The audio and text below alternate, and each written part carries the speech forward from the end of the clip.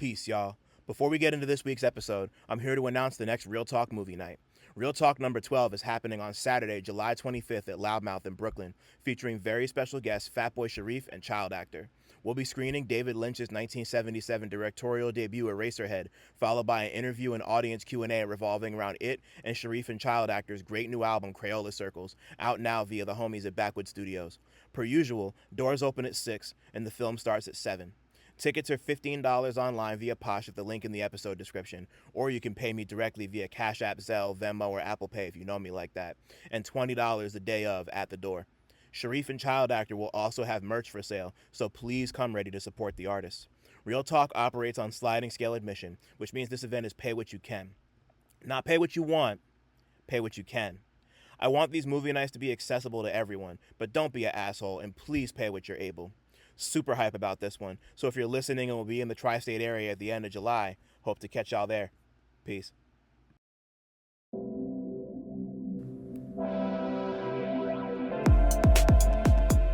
Peace.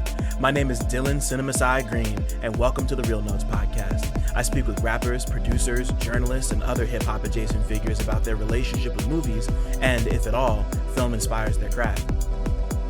My guests this week are New York via New Jersey producer and DJ Haram, and California via Indiana rapper and violinist Sha Ray.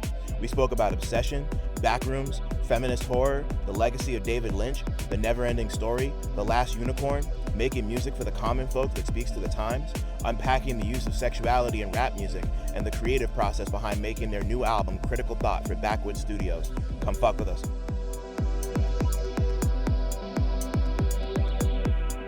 What's cracking, everybody? Welcome back to Real Notes. It's what's today? Monday. Today's a Monday. It's Monday. It's literally the 1st of June. Reporting live from the past. By the time y'all hear this, it'll have already been like 2 weeks probably. But my name's Dylan Green, CineMasai. Got a lot of names, do a lot of shit, outside, inside, all sides, and we got a special one today, y'all. Like this is, I don't know that I've done. I don't know that I've ever done as much pre-prep with two artists that I'm having on my platform that I have today for this one, this very special episode. I've known both of these people.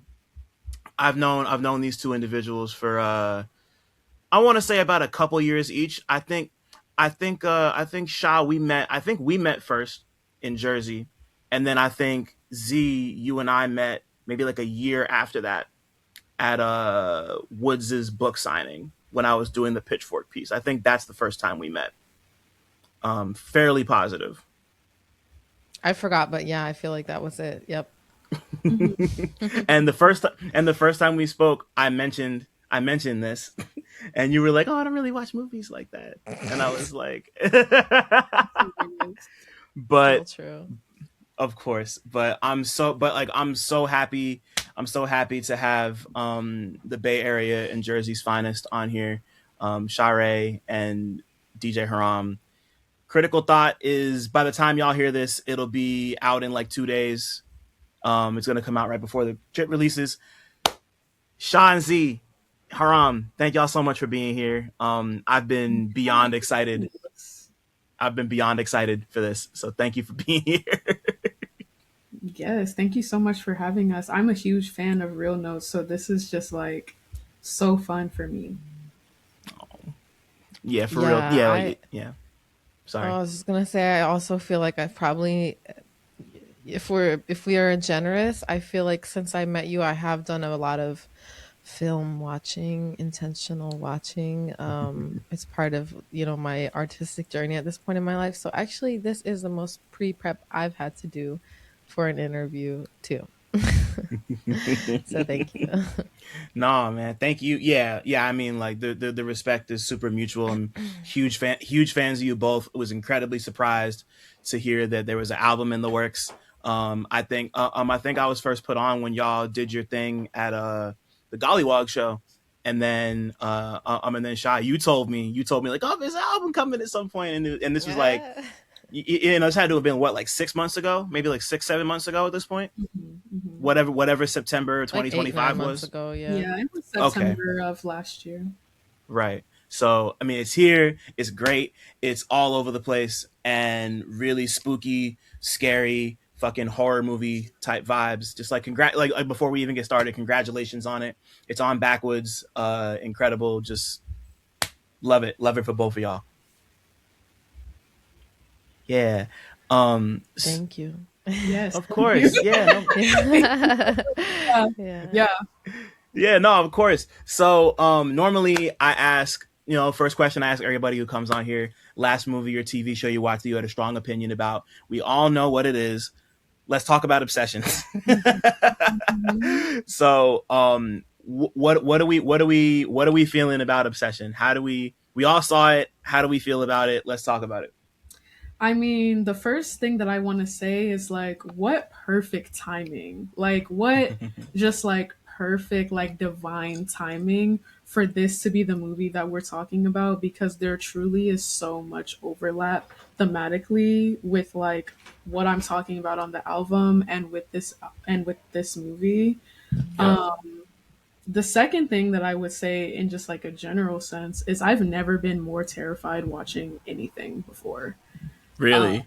really, like Whoa. watching a horror movie, like I almost left the theater, and that's never happened to me before. Like I would say, like At towards the what latter part? half um, it was the part when Bear says "I love you" back to her, and she kind of like moves in reverse, and her body like starts looking like really off-putting and Oh strange. yeah. That like just the way that that looked and the way that they shot it and like just the sound design and everything like that, there was just something so overwhelmingly like dreadful about the whole situation that I was like, I don't know if I can like take this. Like it was a lot. Like it was just a lot. And also I feel like the movie in general is just like very classic, like on the nose, like feminist horror. And they kind of don't shy away from some of the really like serious themes in the movie. So yeah, it was just it was a one of the more intense theater experiences that I've ever had. Also, the theater etiquette in my movie theater was like 10 out of 10 on point. Everyone was like dead silent. So Yeah. it was incredibly immersive for me because I was not distracted by anything that was happening around me the entire time. Um, I loved it. I loved it. I truly like kind of hated it because of how like horrified I was, but like now that I've kind of like not experiencing the emotions of it so much, like I love that movie so much. Like I really feel like they achieved what they set out to do with that for sure. That's too dope. Haram, what about you before I jump in with my thoughts? Because you seemed a little less on it. Well, I hit the group chat as soon as I saw it because I was like, you are messed up people. Because I went and saw this movie like yesterday at 11 a.m. because it's doing numbers down and Mhm. I Mhm. couldn't get like, well, I'm jet lagged, so I keep falling asleep. So I'm like, I can't go past 7 p.m. I'll fall asleep. And all the other showings were like sold out. So I was like, okay, I guess I have to go see a horror movie like before noon. And then, yeah. And then I was like, but I have to do it. It's for work. And then I'm like, wow, y'all sent me to go do this wild Yeah. task. No, I'm just kidding. I thought I don't know if I would say I love it. That's a strong word, but I did think it was a really great film. And I mean, I like that it like yeah, I like the discussion it brings up, and I like kind of all the different things that it's about, and at least from my point of view, those things are a little bit rare to like hear about front and center in a film like this. You know what I mean?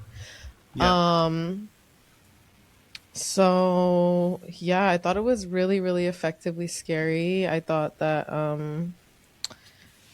Um, it was. I also thought it was realistic. That was like kind of one of my like walking away from the movie things. Was like that was realistic as fuck. And I saw it with somebody, and I was like, they were like fixated on some details that he didn't like, and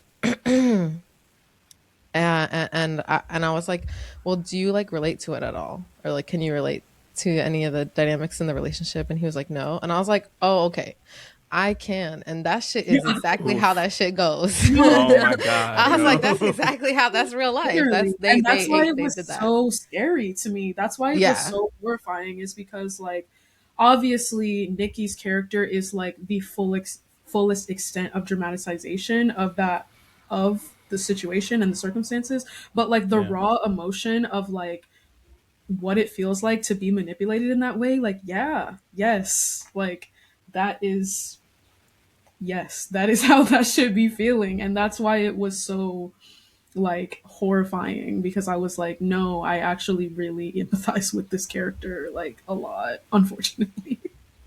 Man, I just like, like coming into it, I knew, like I knew this is one that I went into pretty cold outside of just like seeing the title. They, of course, like the One Wish Willow was like a big part of the marketing. So I didn't fully, like, I knew it was like some sort of be careful what you wish for, some sort of a guy wishes that a girl loves him type thing. But I wasn't, I didn't really have many expectations for like how good it was going to be or how deep it was going to get into all the stuff that it really gets into. But then it's just like, even from like immediately from the time he makes the wish and you're like, Inde Navarrette's performance and just like her kind of jumping in and out, just like jumping in and out of her own body and her own psyche, like even just within that one scene when the two of them are in the car together, I was like, oh, they're actually gonna go for it. Like this is they're not holding anything back right now. And like as it goes, like as he gets further in and he realizes that this is like a real thing that he's done to a person, just like the switch flips and it's like, oh yeah, this guy's evil. It's just like this guy is evil. Yeah. Like not just like not just like a weird dude taking advantage of a situation, just like straight up like a bad person given the opportunity to be a bad person, and he's a bad person. Like it reminded me a lot of to a different extent like the way Walter White was on Breaking Bad. Just like this like just this kind of like regular nerdy type of person who's never, like he doesn't really know how to be a person, and he just like struggles with going after what he wants. And like even like Bear was given the chance to just like approach her normal and didn't do it, and really needed to rely on that. And just watching him take advantage of the situation, everyone around them have to deal with that. Like their two friends died. Like one got her face smashed in with a brick, and the other just got capped right in the head when he came in with $1 billion. And like just watching her have to like fight this demon in her body, or like this whatever idealized, like just it really kind of, I don't want to say it irritated me, but I thought it was interesting that a lot of people thought the movie wasn't operating within that type of feminist perspective. Like it's just kind of strange to not walk out of that thinking that the movie is very much like, oh yeah, like this is a horrible fucked up situation, and we're, I don't know. I just have a lot of thoughts about that, and people like wanted it to be more explicit. I'm like, I don't really know how much more explicit you can make some of these themes Right. without just staring at the camera and being like, and just being like, Nikki is a victim, Bear's the bad guy. Like it's Right. it's all there to me. Yeah, I recently watched kind of a panel with some of the actors from the movie, and Mhm. even some of them on stage were like, "Oh, well, actually, we feel like Baron can definitely be interpreted as like a morally gray character." And I'm like, "How? How? Like, how could you walk away from that not seeing clear as day that Nikki is the victim in this situation?" But Yeah. that's kind of like almost a commentary on what the movie is even about, right? It's like Yeah. abusive relationships and how the public opinion can really warp what that looks like, and how a lot of the time we just don't do, you know, we really don't do it justice. We don't do the truth of the situation justice. And like Right. even the conversation around this movie is like indicative of that phenomenon, which is just so like, yeah. Yeah, and yeah, just like like the ending of the movie is something I've been thinking about a lot over the last couple days. You know, like like Bear eventually decides that he wants to kill himself, take some pills, but then she uses the One Wish Willow to make it so that he's in love with her, but not in time for him to throw the pills up. He dies, and as soon as he dies, she snaps back to reality and just has to like deal with everyone being dead. You know, like like to me, that especially felt very Twilight Zone. Like the whole movie just feels very Twilight Zone, fucking Black Mirror type shit to me, which is one of the things I love about it. It's like a very classic "Be careful what you wish for," just given a just given a really interesting modern spin. I don't know, like like it's thoughtful, it's spooky, like all the horror in it is rooted in very personal, visceral type stuff. The movie's also very funny, which I know once again a lot of other people have feelings about, like, oh, like this isn't a funny movie, it's dead serious, da da da da. I'm like, but there's comedy in the movie. You know, like I don't know that I'd call the movie a comedy, Hmm. but there are funny parts of the movie. Like there are parts where it's like you're supposed to laugh at this, and I think it's always really difficult to thread that needle and make a movie like this funny. Because like it's dealing with some pretty serious subject matter. But I think Curry Barker and the whole cast did a great job of kind of like affecting this. It kind of feels like some sort of like John Hughes like post high school type thing, and like that atmosphere, and just like those their personalities and the things they get into can be kind of funny, but then the movie immediately roots you back into just like how raw and fucked up it is, and it's a lot of whiplash. It's a challenging movie in like in that sense, and I think it really does test people's ability to like read media. Yeah, you know for sure. And like going back to something that you said like in the very beginning of your thoughts, of you saying like you saw the trailer and were kind of like fucking with the concept of the movie, but you weren't necessarily fully expecting what it ended up being. And that was also my experience as well. Like I saw the trailer and was immediately on board because I was like, oh, this is a horror movie and it's about a girl who's obsessed with her boyfriend. Like that's what I got from the trailer. And I was like, this has the potential to be really, really good if they do it right. And they did, in my opinion. Like yeah. I really was actually like pleasantly surprised by, I wasn't expecting for them to fully send it and like go there as far as they did, but they absolutely did. And it was effective. It was effective. I Yeah. was scared. Yeah, it's I was definitely scared. Yeah, I mean, I think there were definitely laugh out loud funny parts. Uh I'm struggling to remember like a specific one. I thought the kiss the person to your left moment was kind of funny. I don't it know, was like pretty great.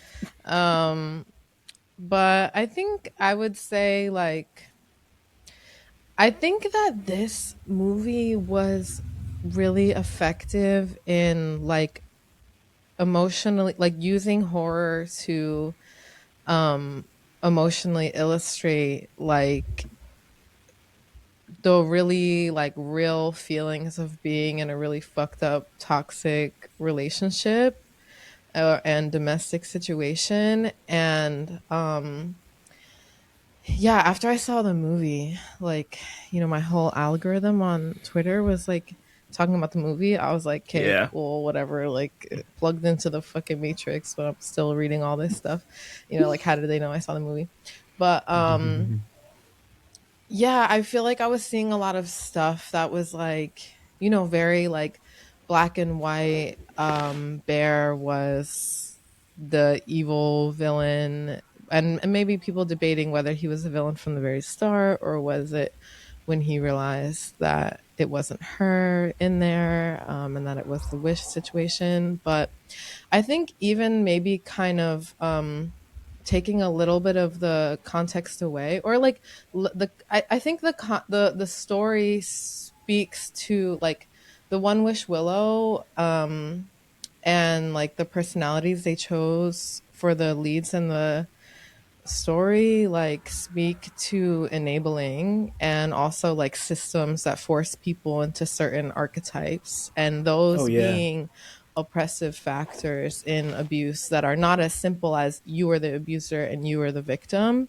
Because, and I'll say like there were like, I think the stronger thing, if I'm talking about what I relate to, is kind of like the crazy making and the manipulation and losing yourself and being the Nikki character. But also, I hella related to Bear when he was scared as fuck to go home or leave home or lay next Mm, to a girl and check his phone.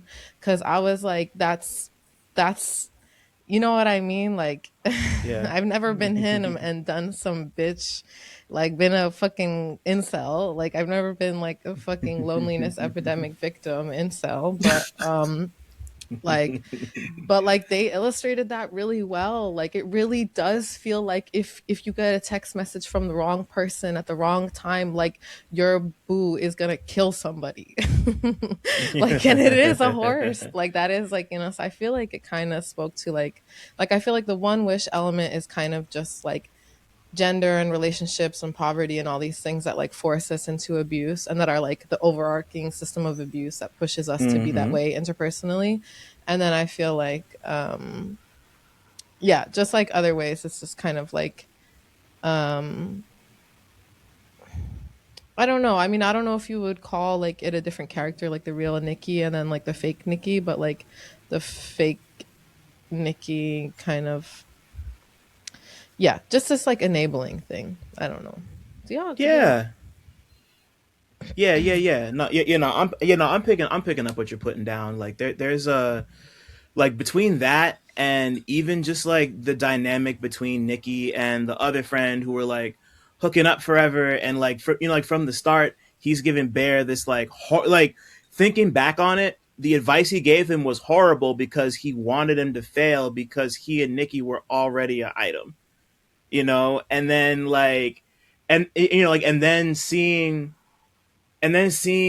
her get caught up in the One Wish Willow shit, and his friend like kind of recognizing that something changed, but also having it be like, hey, I lost this person that I had this like really casual thing with, and like you took it, da da da. Like, I don't know, man. Just you think back on it, and like you think to the character dynamics in the movie can feel kind of simple, just like when you're watching it, because more effort is put into emphasizing how messed up the situation between Nikki and Bear is. But like you think about that dynamic between the four friends, like there's so many layers to it. Like I was kind of blown just like rereading the plot and just like thinking about scenes, and I'm like, oh well, this happened because of this pre-established dynamic, and I'm just like they covered all their bases to make it as affecting in the margins of the story as it is right at the center. Like it really made the world feel super fleshed out.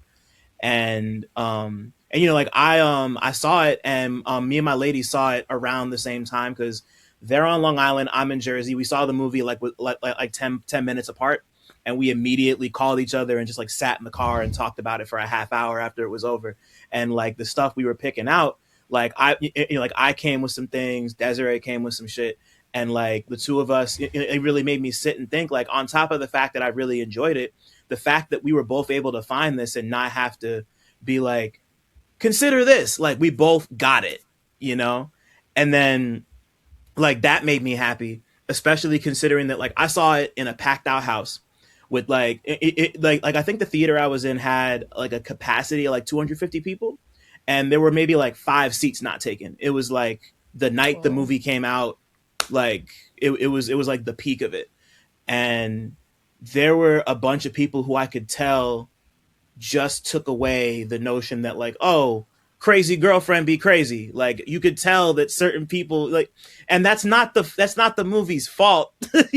Like, the movie's much smarter than that, but somebody not being able to read that, like, people can feel how they want, obviously, but like, people not being able to pick up what a movie's putting down doesn't necessarily mean that the movie wasn't communicating what it was trying to communicate. Like, it hit me, it hit y'all, and like, that's one of the beautiful things about horror, is that you can discuss this type of stuff and couch it in a concept that'll make it digestible for people. And to because like, sometimes you really just need that kind of like pseudo magical, or like the blatant metaphor of it, and then just be like, oh, this is for that, like, this is something that I think is going to expand a lot of minds, on top of already speaking to people who can make those connections without being told that they're there.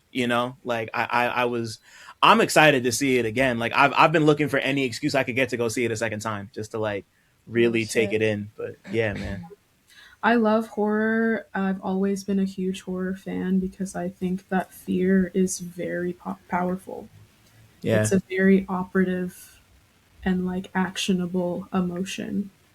And so I love the horror genre. I've always been a huge horror fan.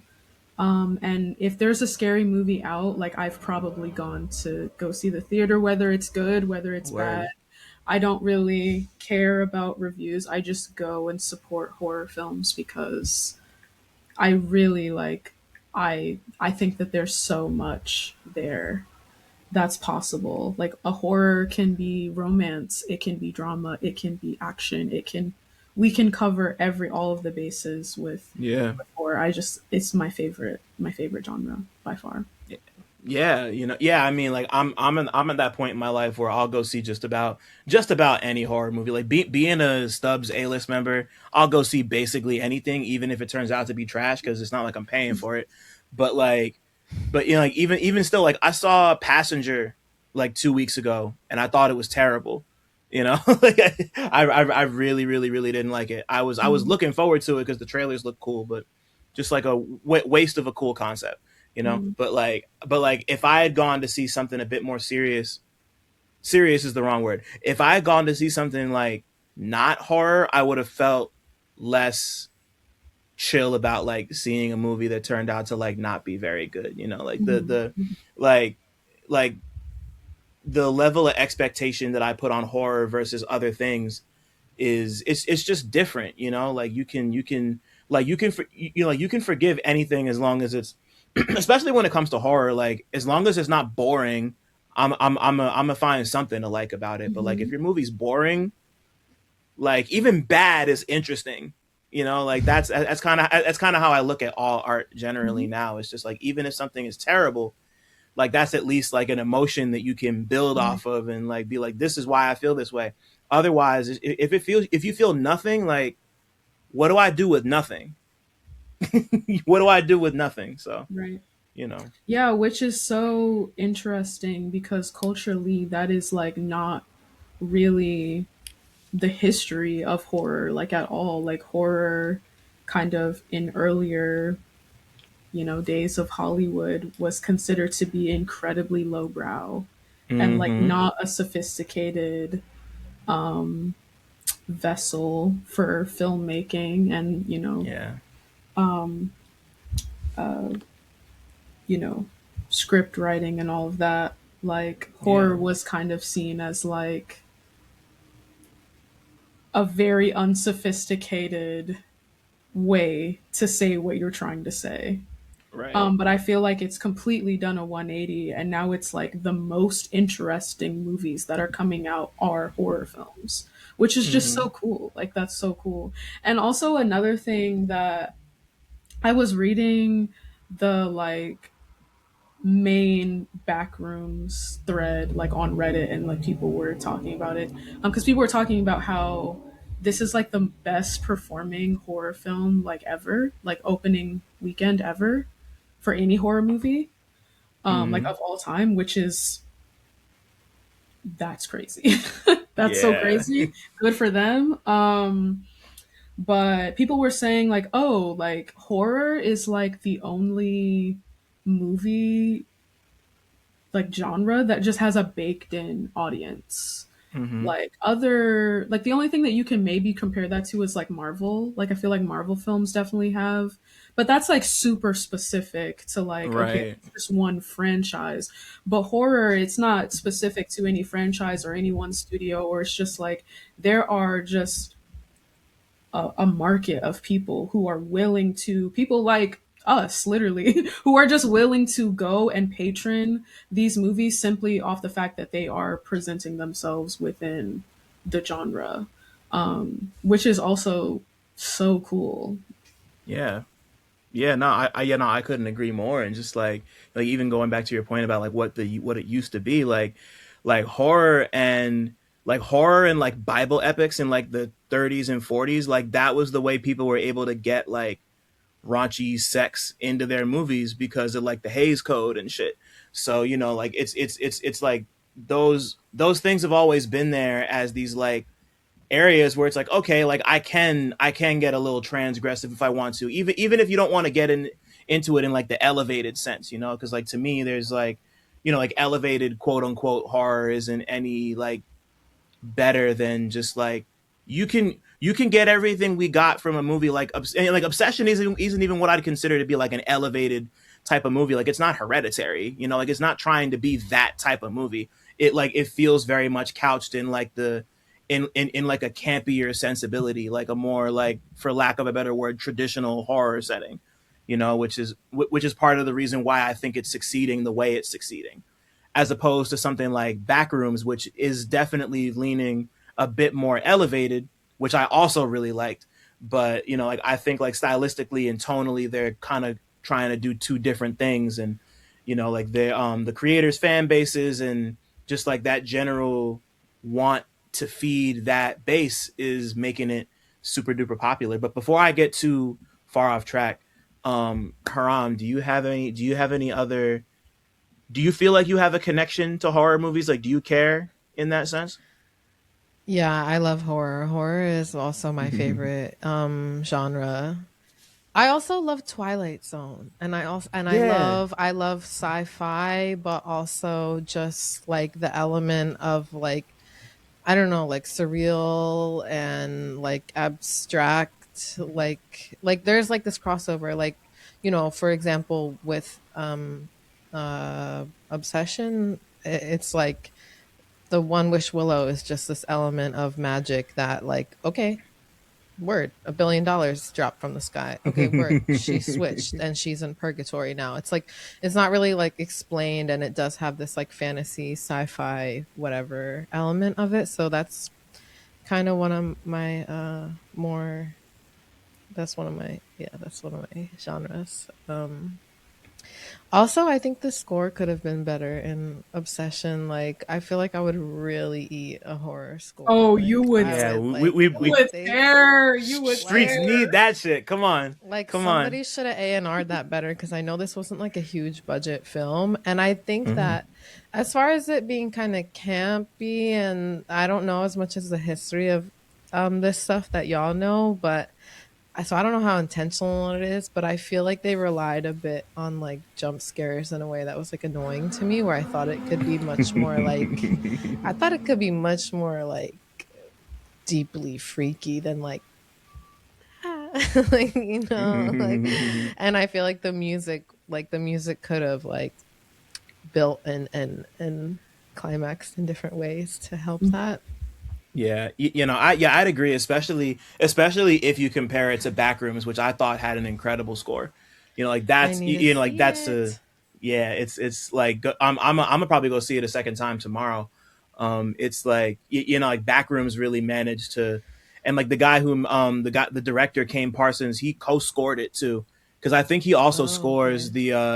I think he scores the YouTube videos that he makes with Backrooms. So he just he really had his hand in every element there. But you know, like I think those are all fair criticisms to have of Obsession, and like for both of those movies to be these like debuts, or at least these like big quote unquote big budget debuts, because like I think Backrooms had like a $10 million budget, and the other one had I think it was like 750,000 before it got bought by Focus, and they came in with everything else. You know, and like people are already starting to get weird about the numbers. It's like, oh, it's 750, or like because like the production budget before they sold the movie was $750,000. Focus, I think, bought it for like 14 or 15 million dollars from some film festival, and then of course there's like marketing involved in that. So like the budget, technically, if you factor in all that other stuff, is bigger than 750, but the actual production of the movie, from Yeah. the score to them, like they were like scouting out houses in LA, and they had wanted to reshoot the party scene where the kiss happens, but that house burned down in the fucking LA fires, so they couldn't go back and reshoot that scene. And like and you know, like they and Curry Barker designed the One Wish Willow with his mom.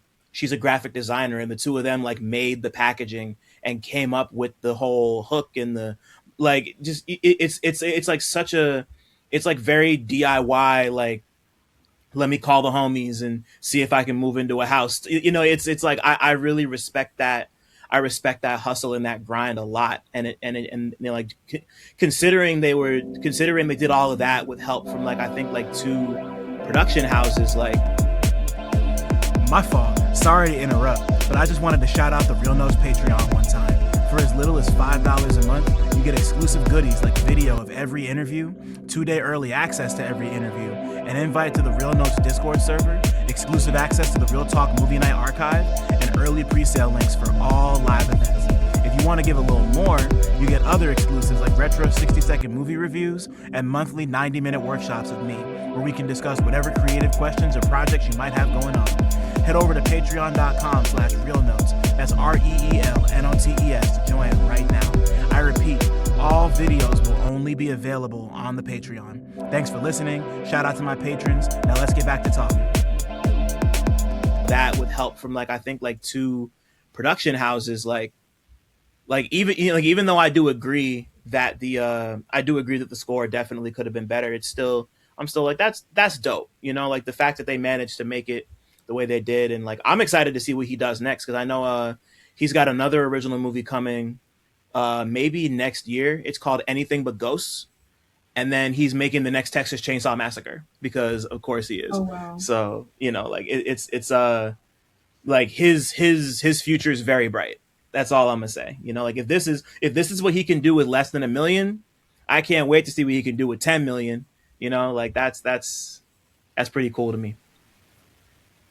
It's But pretty we cool to do me. need the DJ Haram scored feminist horror film. Like Yeah. putting on my A&R hat and manifesting that into the universe. Because truly, like Word. Haram's production, I be saying that all the time. Like your production is so cinematic. Like I be Yeah. feeling like I can see the movie. Like I listen to your beat, I close my eyes, and I'm like, I could like the killer is on the way. Like I'm Yeah, feeling man. is on the way. Like your beats be feeling so cinematic. Yeah, you Yeah. know, scary world, scary output. I'm ready. Hmm. Exactly. I'm ready. Yeah, man. Like between, sorry. I literally wanted to say one thing about Obsession because I'm curious what y'all thought. Sorry, I know Please. we've been talking about it for a long time. No, come But on. one of my first reactions to the film, especially because Sha Ray keeps calling it feminist, which I think is, so many people have this different opinions about feminists and, you know, liberal feminism and like Democrats feminism has overtaken in a way. So I'm not like completely unsympathetic to people who don't use that word very much, but I think it's cool. I'm like, yeah, we could just say this is a feminist movie, period. We don't have to overthink it.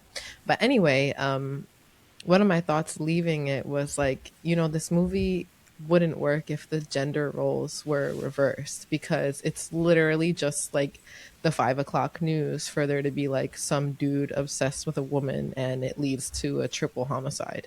Like that's Yeah. literally just like a Tuesday. And I was like thinking about that part of it because like Right. obviously it's annoying to be like, oh, are people gonna leave this and be like hysterical woman trope? It's true, women are Right. crazy. But I'm like, but no, but like there would be no movie if it was like a dude under a spell. Like it would just be like, Yeah. Yeah. No. Because Yes. it kind of be like thinking about like what a movie like that reversed would be. It would be. You ever see Maniac before?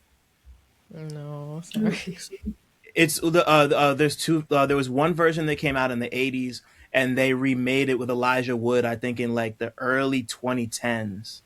I can't remember the exact year, but like that movie, like the interesting thing about it is that like the main character is a serial killer, and he's just like you just like watch him go after people, but the whole thing is done from a first person POV. Oh, Like and it's like if I remember correctly, both versions are done from a first person POV, which is that's interesting. I think is the only way you could make that type of story that you're talking about like actually like work and be interesting. And like there's and like there's of course like a different dynamic that I think you could focus on if it was like a man obsessed with a woman, but it would just like this specific version of the movie I mean like it would be a different, it would be a completely different type of experience. It'd still be a horror movie, but like yeah, like it's just a different, like you said, it's a much more common, and b, well, maybe it's not much more common, but it's much more shown and advertised, just like you said, like on the news, and like everybody knows everybody. Yeah, it's just there. But like, yeah, the only way I could see something like that working is if they figured out some sort of different POV trick with it or something. Like it's like this is kind of very plainly presented, like in the Twilight Zone, Monkey's Paw, like careful what you wish for mold. And like you said, I definitely agree that it wouldn't yeah, I mean, like it wouldn't hit the same if the genders were reversed. And I don't really, yeah, and we don't need that. Like you could go watch so many other horror movies if you want that exact dynamic. Now you don't even That's need to go true. watch horror movies. Like True. you could go watch the average. You could go watch a drama and get that shit. Like it's you could watch anything. You could go watch it. You could go watch some comedies and get that. Like it's. Very But yeah, true. I agree. I definitely agree. Yeah, no, I definitely agree with what Haram is saying. And I think it reminded me of one of my takeaways from this movie is how I didn't necessarily like relate to Bear's character or his position within the dynamic most of the movie, but it wasn't that he was relatable, but that he was overwhelmingly recognizable.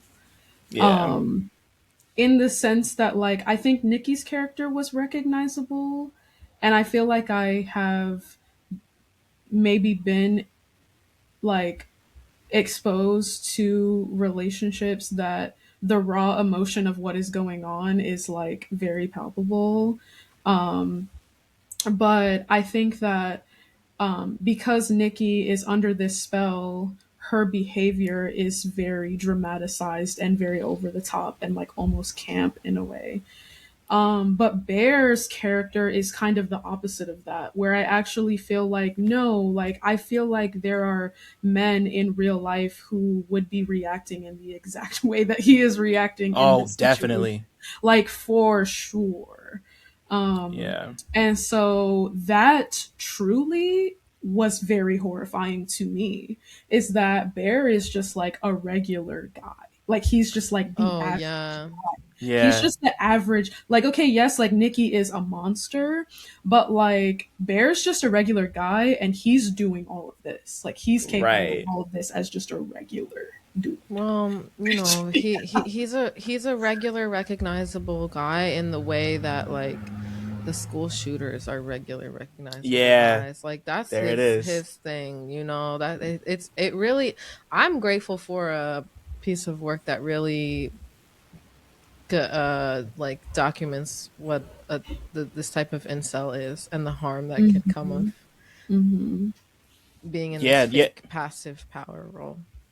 right. Yeah, no, I couldn't agree more. And like it's interesting because there's one aspect of Bear's character that I could consider being relatable, and it's only the sense that like he's once again he's somebody who's just like he's clearly like just like terrified of the outside world and can't get out of his own head. He has bought into these systems and these structures that Haram was talking about earlier, and but he also, you know, like he's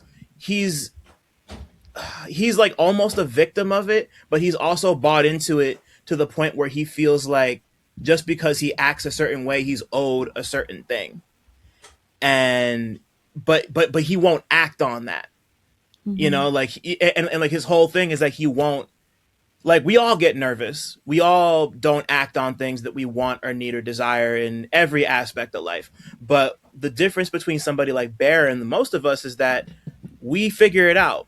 We get the courage to ask the person out on a date. We get the courage to be like, hey, you got my drink wrong at wherever, like, hey, could I get the right drink? Like like we sometimes are like, hey, you bumped into me, don't be fucking rude, you know, like we all take that step to not only, you know, protect ourselves, but to give other people the agency to respond the way they'd respond to that. You know, like of course, like the big thing at the center of this movie is that he stripped her of her agency. Like she's not her own person anymore, even though she's still in there and still fighting. And then of course, you know, like the big one for me, the two big scenes are of course like the more or less rape scene after they go to dinner, and then when the real Nikki pops in and is like, you know, like please kill me, I'm not here no more, and he's like, what's so bad about being with me, you Like, know, like like, it's oh my god, oh my god, oh yeah, my god. that's yeah, it's like full on foot. I mean, like there's so many indicators that this is somebody who's not in their right mind beforehand, but that's the one where it's like undeniable. It like that's basically them looking in the camera and being like, this is the point of the you know, like that's it Right, couldn't be more clear. I right. don't know, but you know, it's like that's another thing that I think this movie does a good job of illustrating. Like it's easy to be the person who forces their way into that dynamic, as opposed to just like being a person and being like, hey, I like you, are you feeling this? The No. last, oh, sorry. No, that's it.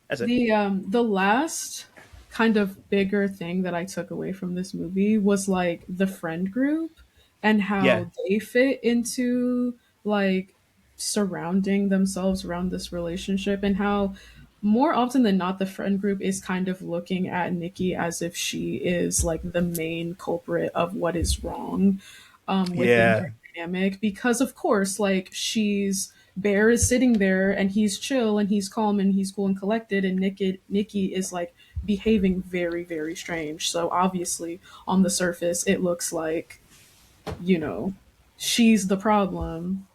But specifically the party scene when the real yeah, Nikki kind of snaps back and she starts smashing herself in the head with that bottle. And the fact yeah. that the friend group lets her go with Bear after that Yo, is like,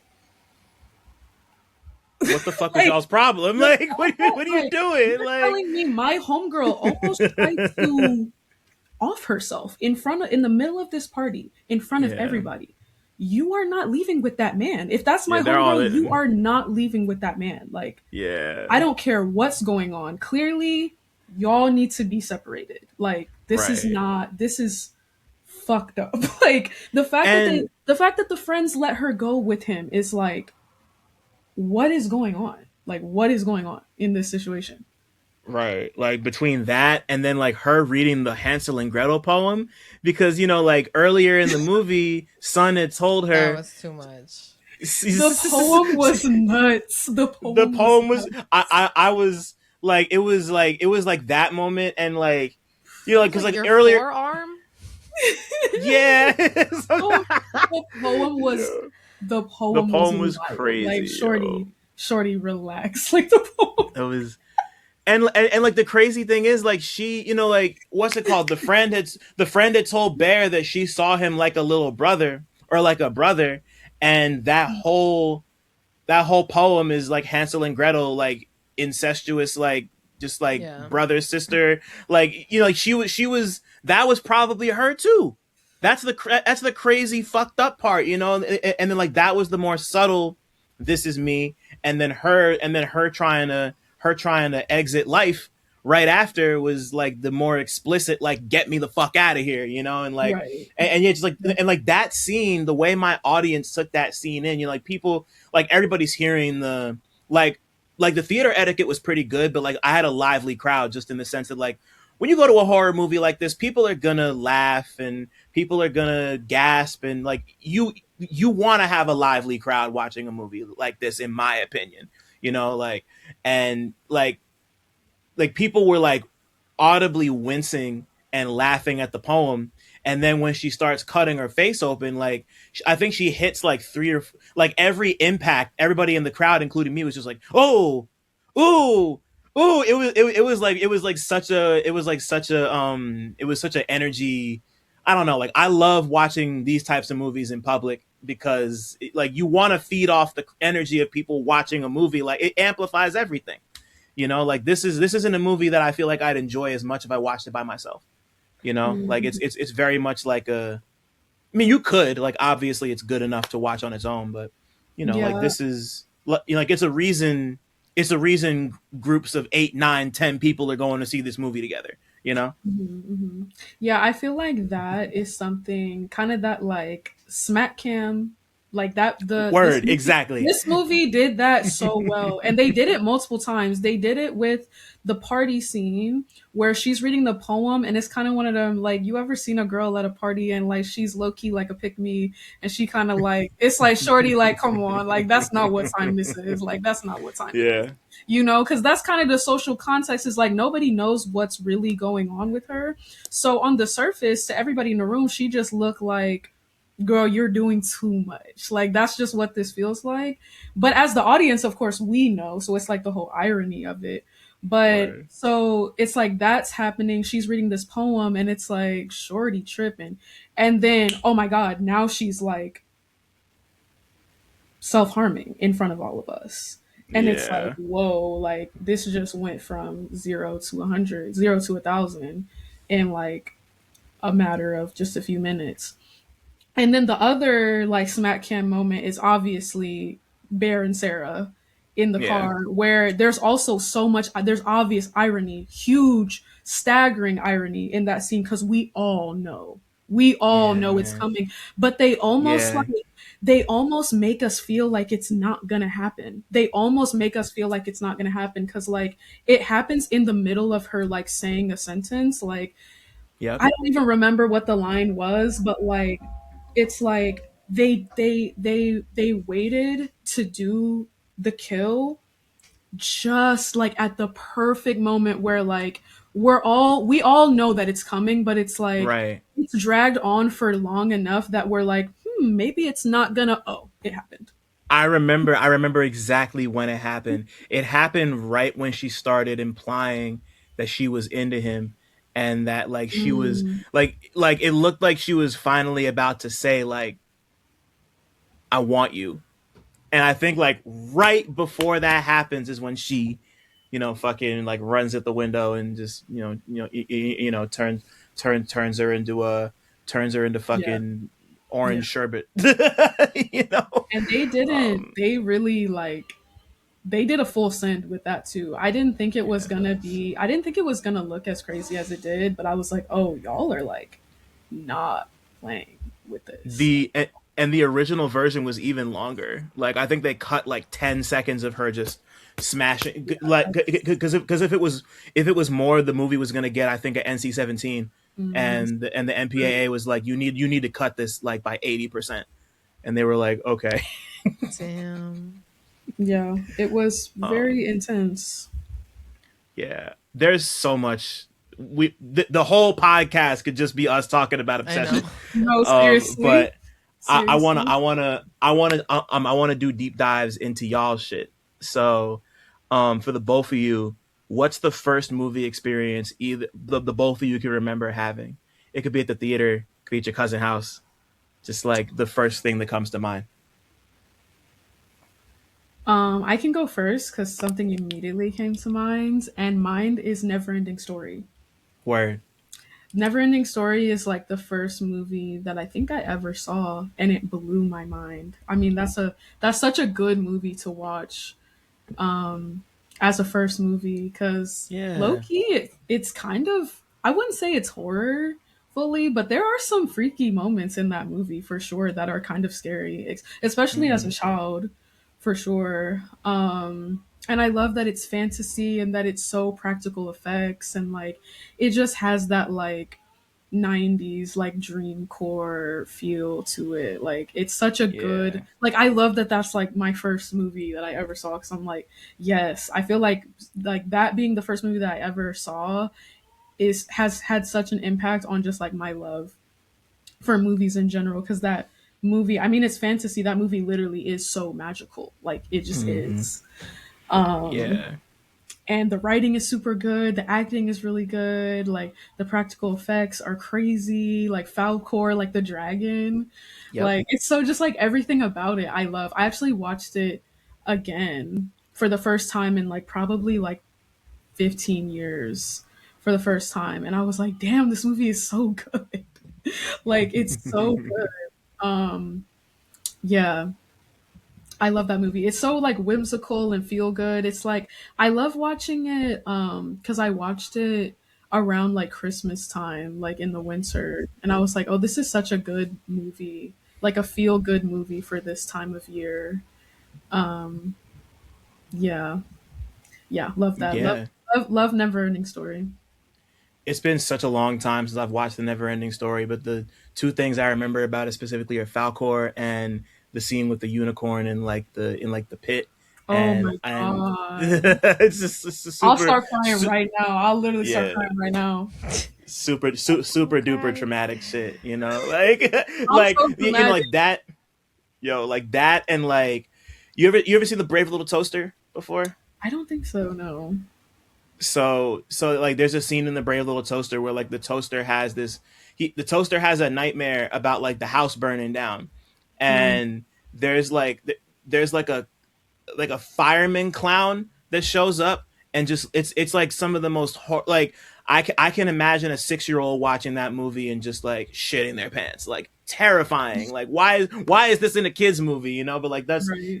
those are like those elements are part of what make like kids movies really interesting and fun in that way, because like you do like at some point you're gonna get exposed to stuff like that, so it might as well be through something Mhm. fantastical like a Never Ending Story or Mhm. something like the Brave Little Toaster is a weird fucking movie. It's about a toaster, an electric blanket, a vacuum cleaner, a radio, and a lamp, and they're all like alive, and they have to like go somewhere and find their owner for some like it's like Homeward Bound with fucking household appliances. Weird fucking movie. Like I can't believe that somebody made it, but it's anyway. Yeah.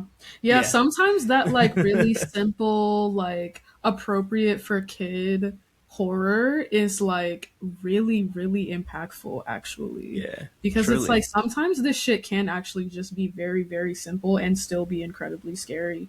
Like that scene from Neverending Story of Atreyu losing his horse to like the quicksand, like sludge.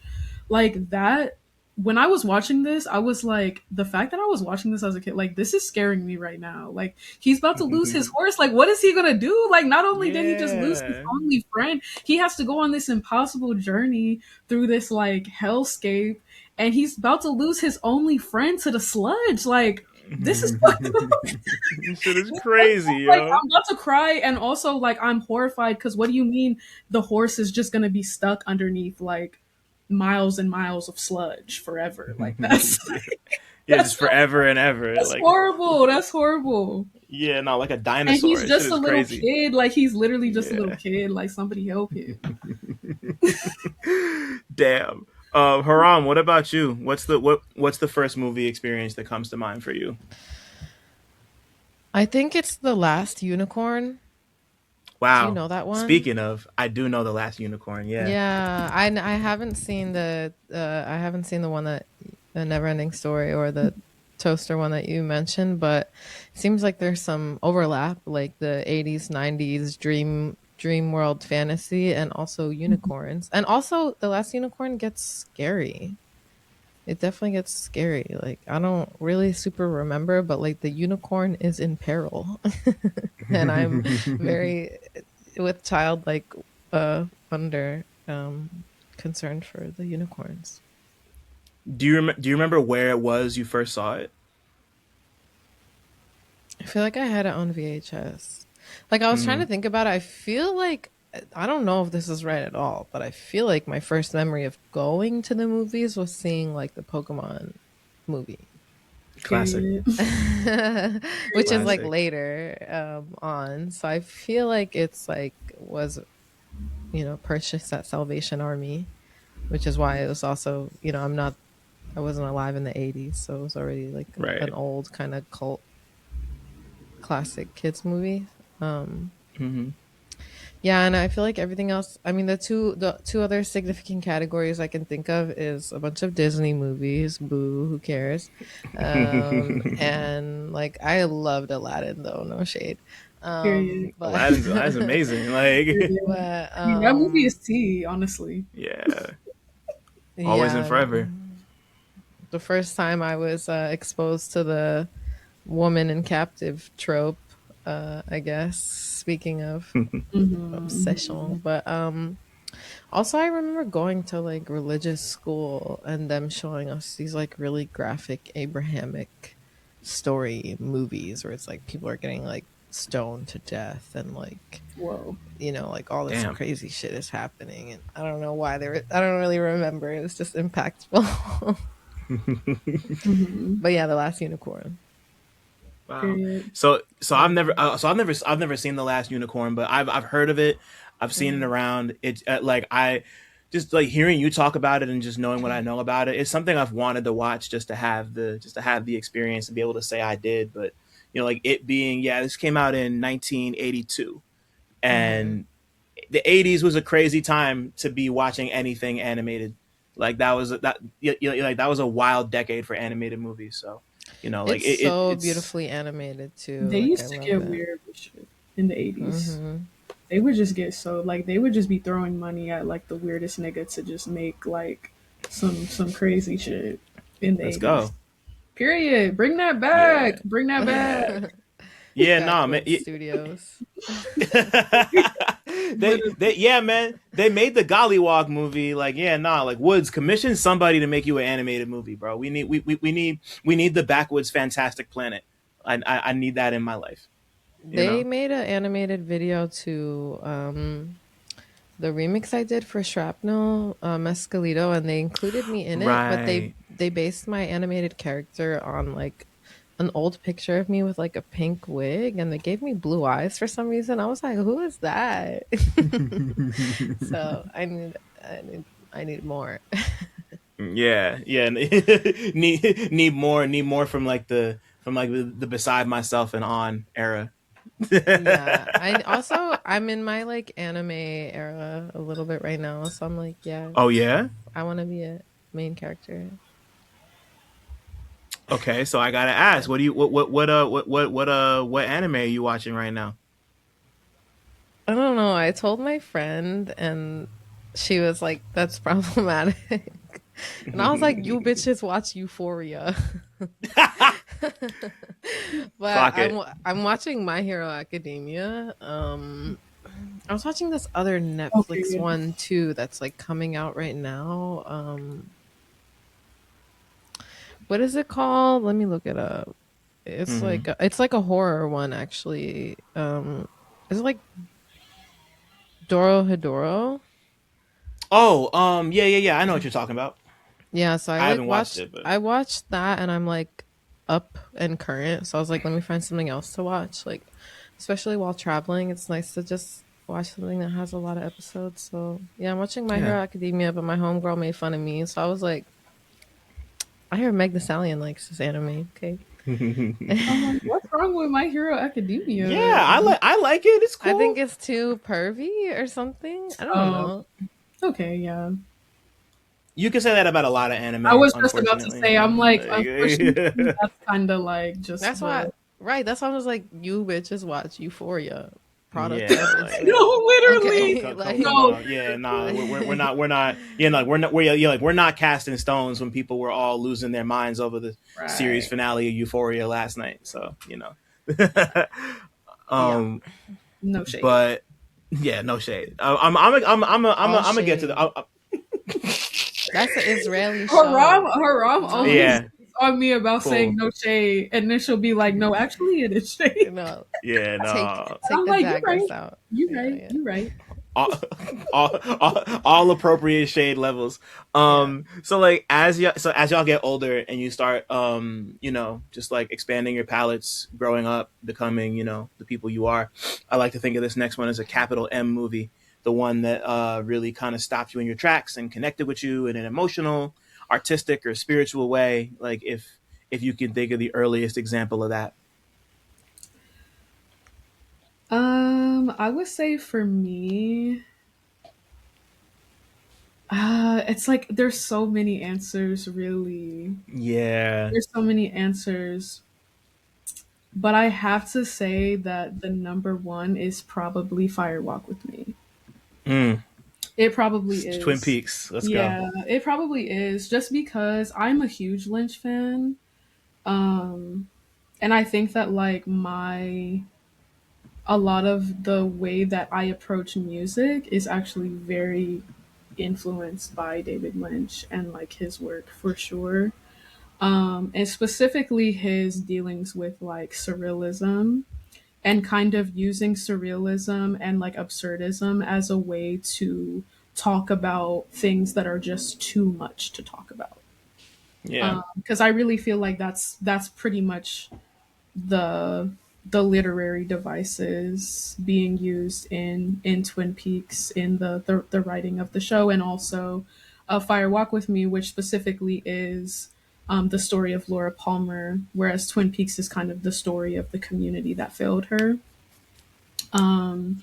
And yeah, so much of the surrealism in it's like I it's so poignant and it's so amazing, but it's also infuriating because it's like we can't just say these things plainly.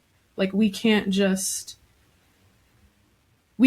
say that this is a young girl who was absolutely failed by her community at every turn and she was abused by her father in a very unimaginable way. Like we can't just come out and straight up say that. We have to have the red curtain room and like all of these strange characters, and we have to have Laura Palmer speaking in code and speaking in reverse and all of these just like things a part of the show that are a part of the show and also the movie that just kind of don't make sense because we can't just come out and say what's real. We can't come out and say the truth. Yeah.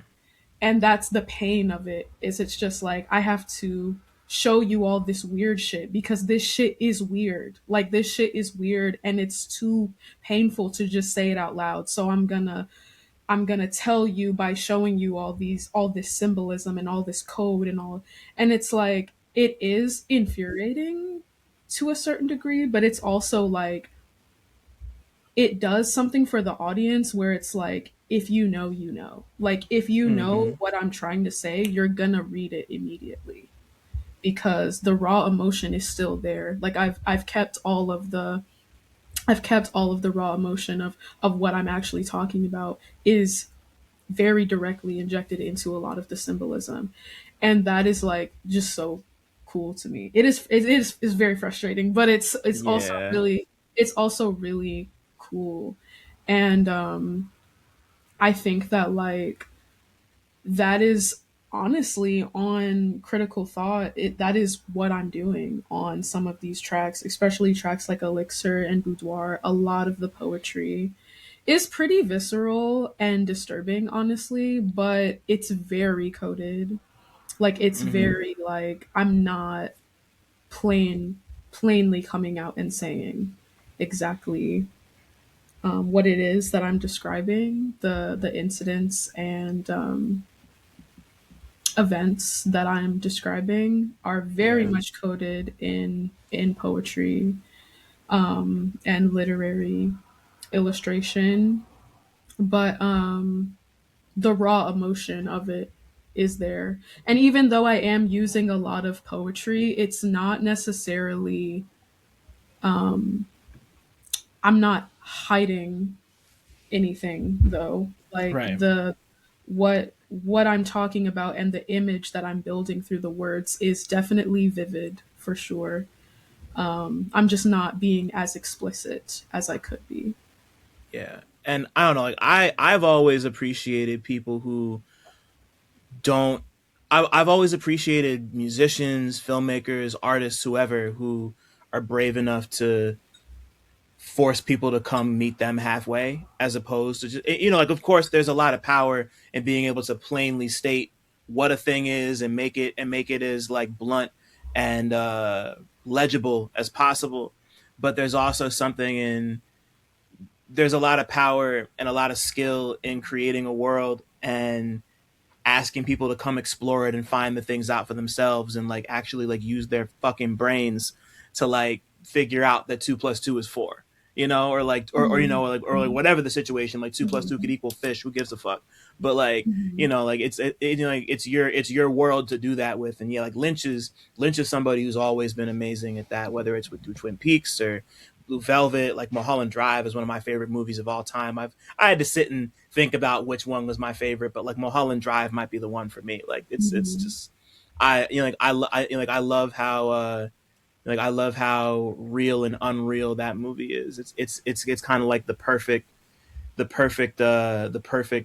sweet spot between reality and unreality. It's just so cool to me.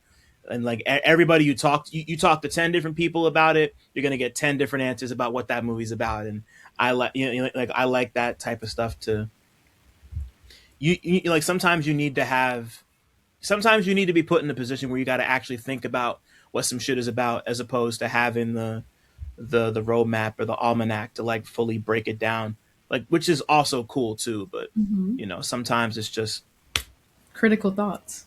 come on, see Critical thoughts. layers already, fucking layers. uh, Yes. Like, truly, my favorite Lynch movie is actually Lost Highway. mm, My favorite Lynch movie is Lost Highway because it's weird as fuck. Also, yeah. Inland Empire is also weird as fuck, but it's like almost low key too weird that I'm kind of just like, what the fuck is even going on? Like, I kind of don't like. I watched that movie and I'm like, I actually don't know what this movie is trying to say, other than like the absurdity of like the mundanity of like suburbia. Like, that's pretty much what I took away from that movie. Is Hmm. like these people's lives are so like boring in a way that's almost horrifying and like absurd. That these white people just kind of like have nothing going on, and they get so Yeah. it becomes so insular, where it's like we're fixating on these like really awkward and like uncanny moments that like have kind of this horror. We're like pulling the horror out of situations that are kind of just like boring almost. But Lynch is really good at like turning nothing into something huge and ridiculous. Hmm. Uh, and yeah, but Lost Empire is one of my favorite Lynch movies. Really, truly, because Patricia Arquette is so sickening in that movie. Like, she is overly tea in that movie. Like, oh my goodness. Because I feel like I've never seen her in a film where she was like a baddie, like crazy. Like no shade. She's a beautiful woman, but like no shade. But I feel like I was like, oh my god, like she's giving me like Hollywood star in this movie. And maybe I just haven't seen enough Patricia Arquette films, but I just feel like she was just serving in a way that I had never really seen her be that way on camera before, and so it was very like okay, period. But then also that movie, I feel like has a very stark like, okay, the movie is one thing for like the first like 30 to 45 minutes, and then he goes to that party and it's just like everything after that is like what the fuck is even happening. Which I love. And just the whole feel of it, like the whole feel of it, the I really love horror films that, and this is kind of tying into Backrooms, but like I really love horror films where the set design is low key like its own character in terms of like the horror element. Um like you can watch Backrooms and like think of the Backrooms as if it's a character in Yeah. the movie because it's kind of like alive in that way. And also, I thought like it was really interesting what you said about that one Alfred Hitchcock movie where it's like the guy and he's like the voyeur and he's like looking out the window at the other. It's like the set design. First of all, the set design of that movie is crazy. Like it's so Yeah. beautiful. It's so beautiful the way that they did that.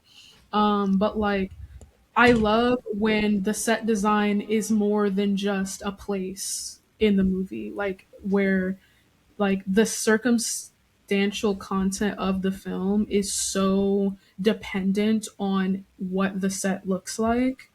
I love when a movie is like that, because I feel like it really challenges the crew and the production of the movie to make a lot of very intentional decisions, which always ends up in making the movie better overall.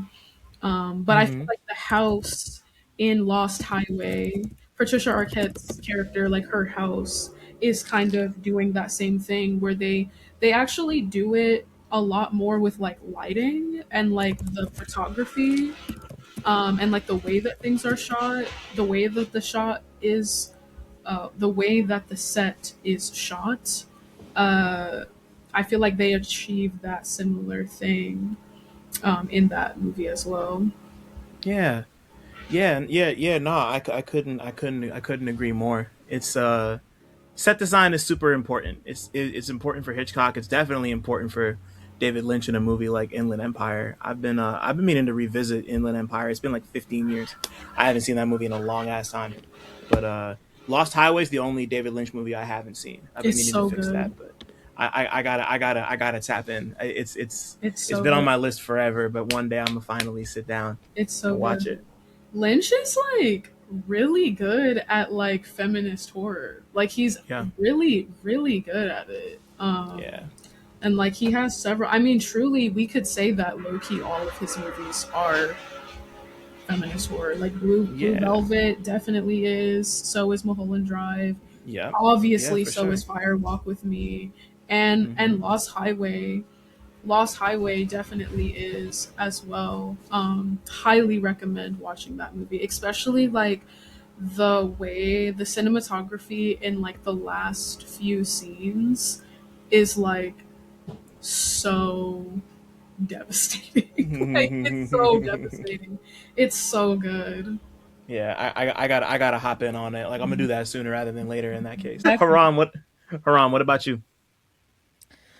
Um, so the first one that I can think of to like answer the question honestly is The Birds.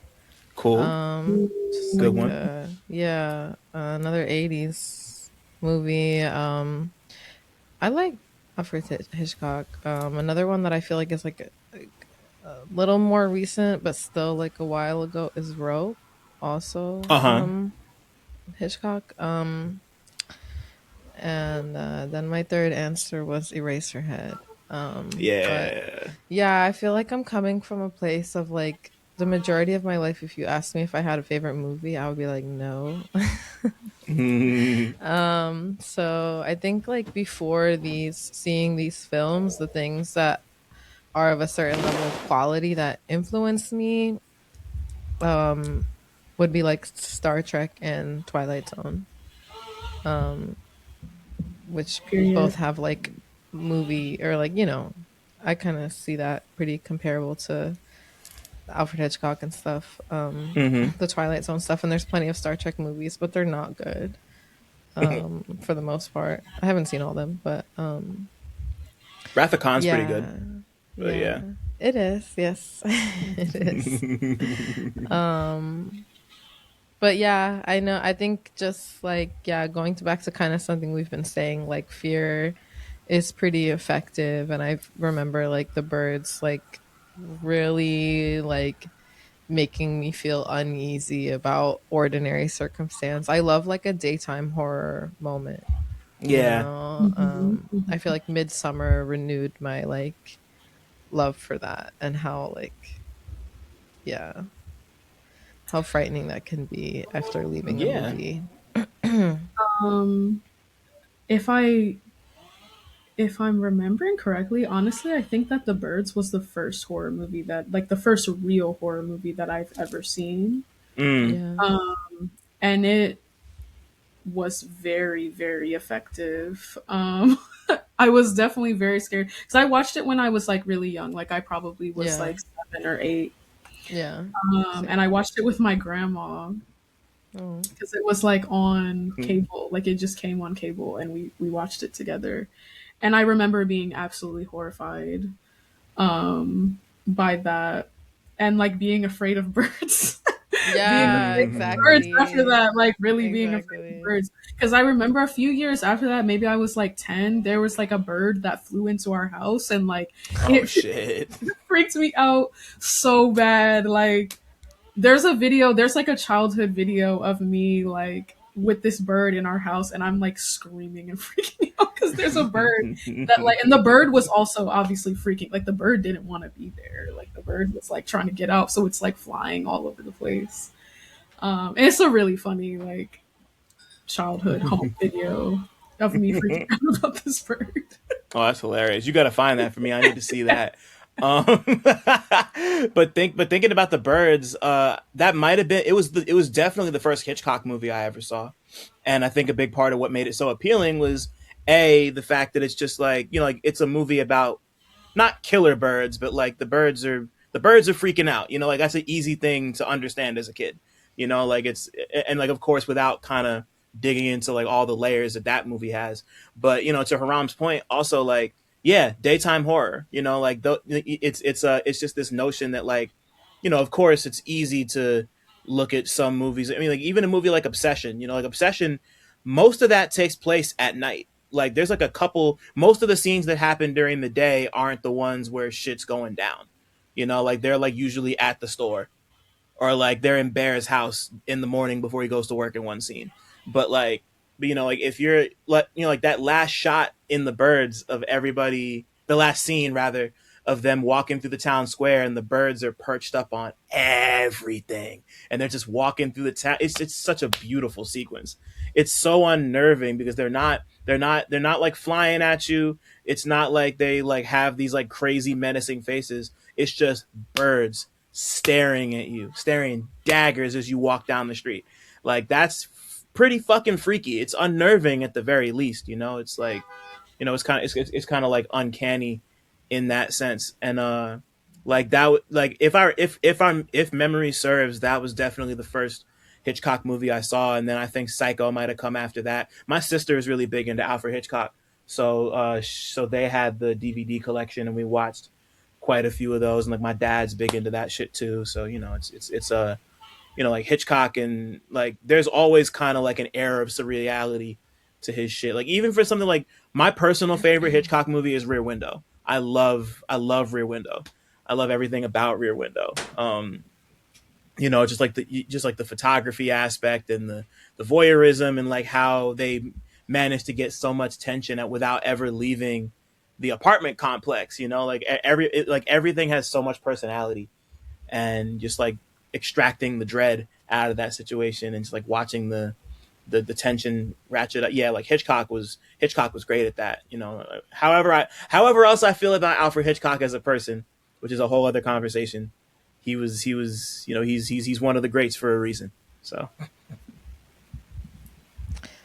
Yeah, also just I never really put it in super I never like made this direct connection between me and Sha Ray because obviously we have so many lines of what brings us together, but I've always intentionally, I've intentionally made this choice as an artist where like I'm not gonna be the kind of person that spells things out for people. Like supporting me means that you will engage critically. Supporting me means you will delight in finding little hidden things, and it's not like I'm not ashamed to market myself, but my style of marketing is not, hi, I'm DJ Haram. Here's what I did in the past 6 months. It's like, hey, babe, it's a Right. mystery. Like, figure it out. And also use your, for more serious matters, it's like, use your critical thinking. And I feel like this is one of the distinctions between what is entertainment and what is art.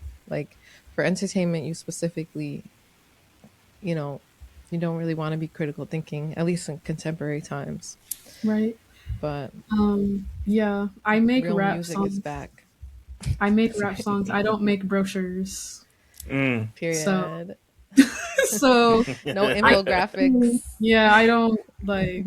Yeah, no. You But said go to Instagram for the infographics. That's crazy.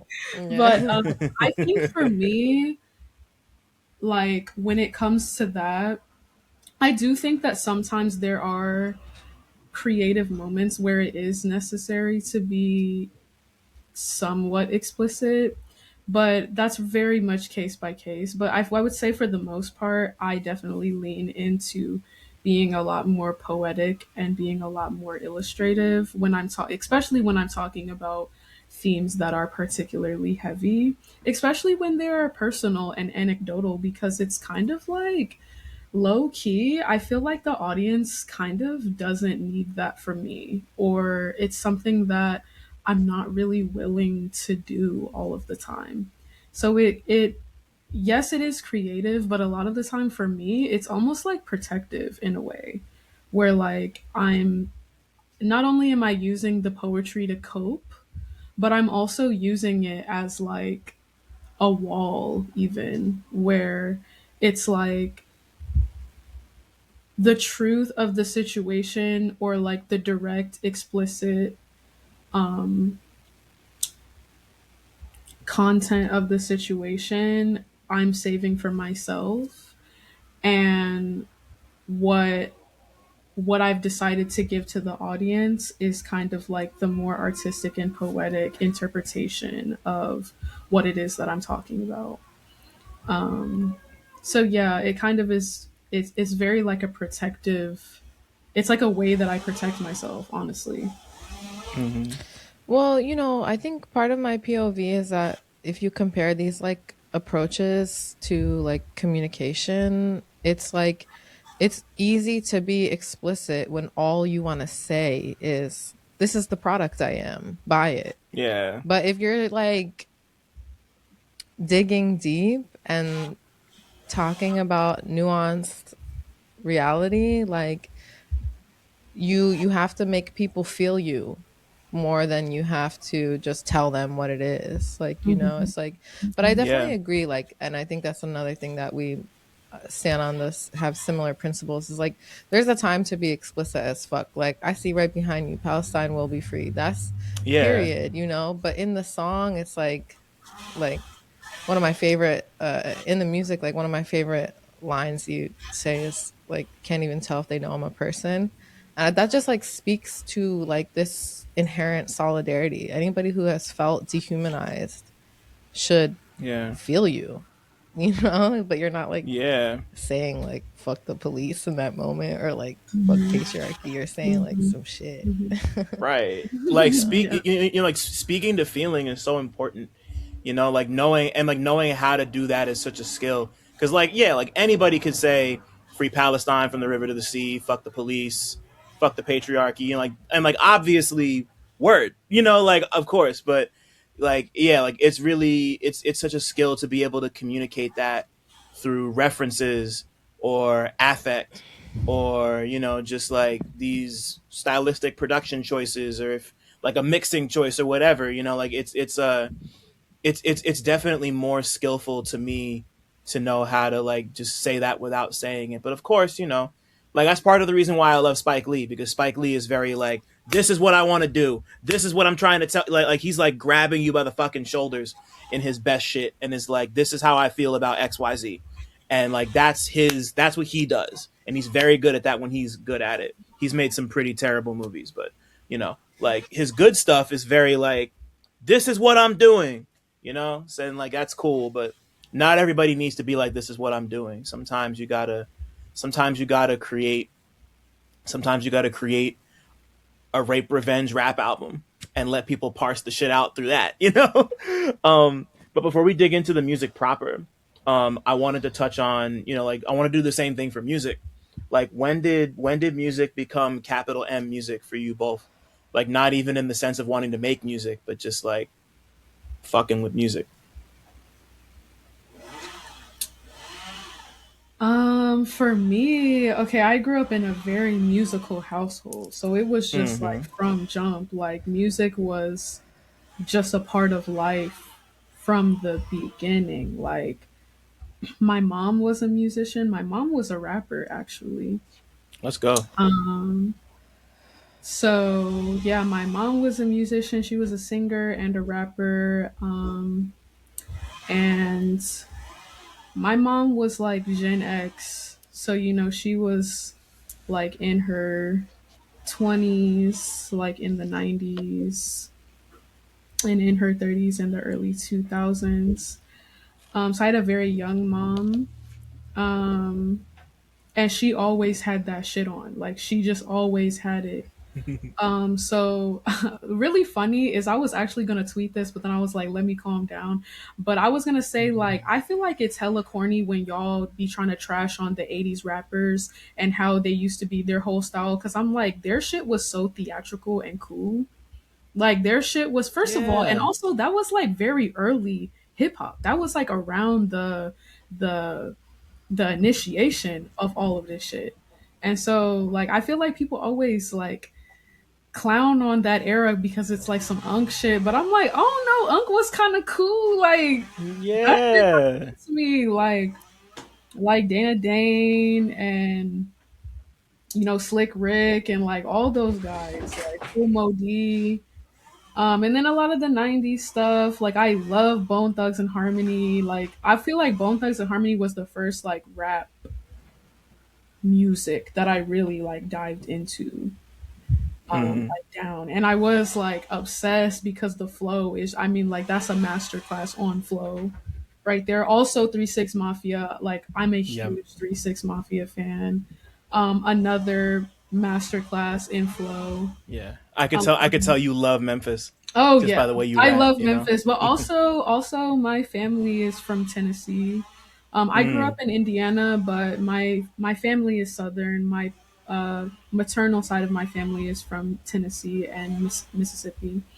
So I was definitely raised in a Southern household in the Midwest. Hmm. But the Midwest, Indiana is also referred to as like the backyard of the South. So like there's a lot of Southern flavor in Indiana. Right.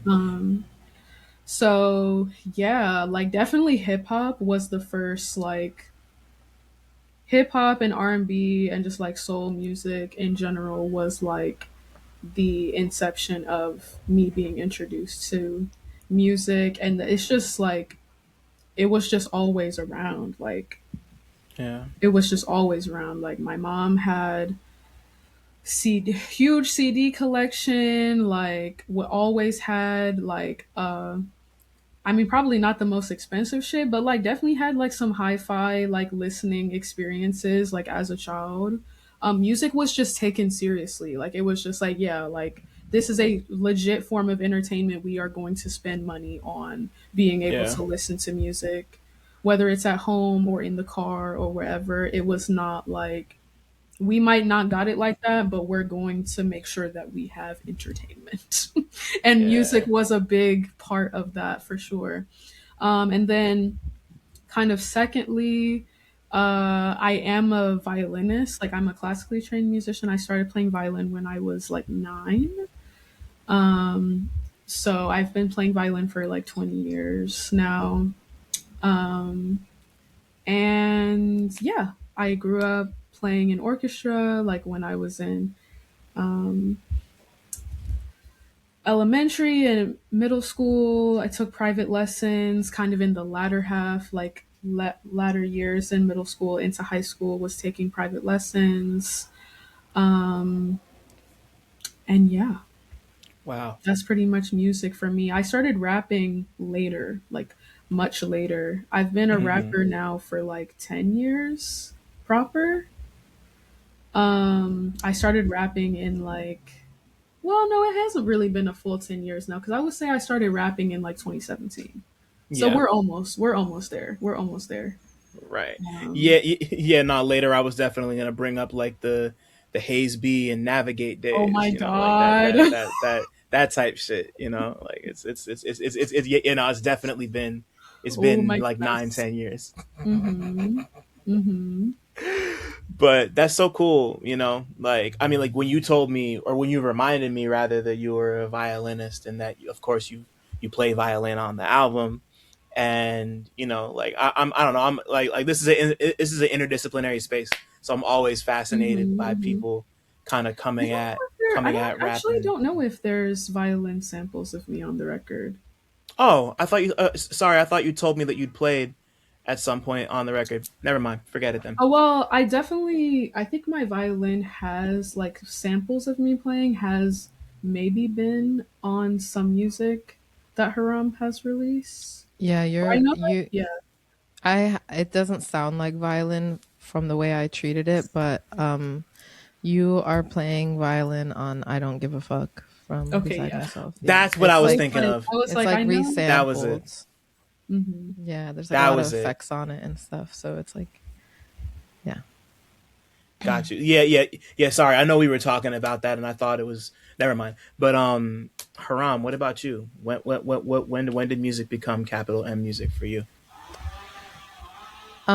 So I did not grow up in a very musical family, at least like not my immediate family. And I feel like I've answered these kinds of questions a lot, so I'm trying to give like an interesting Of angle. course.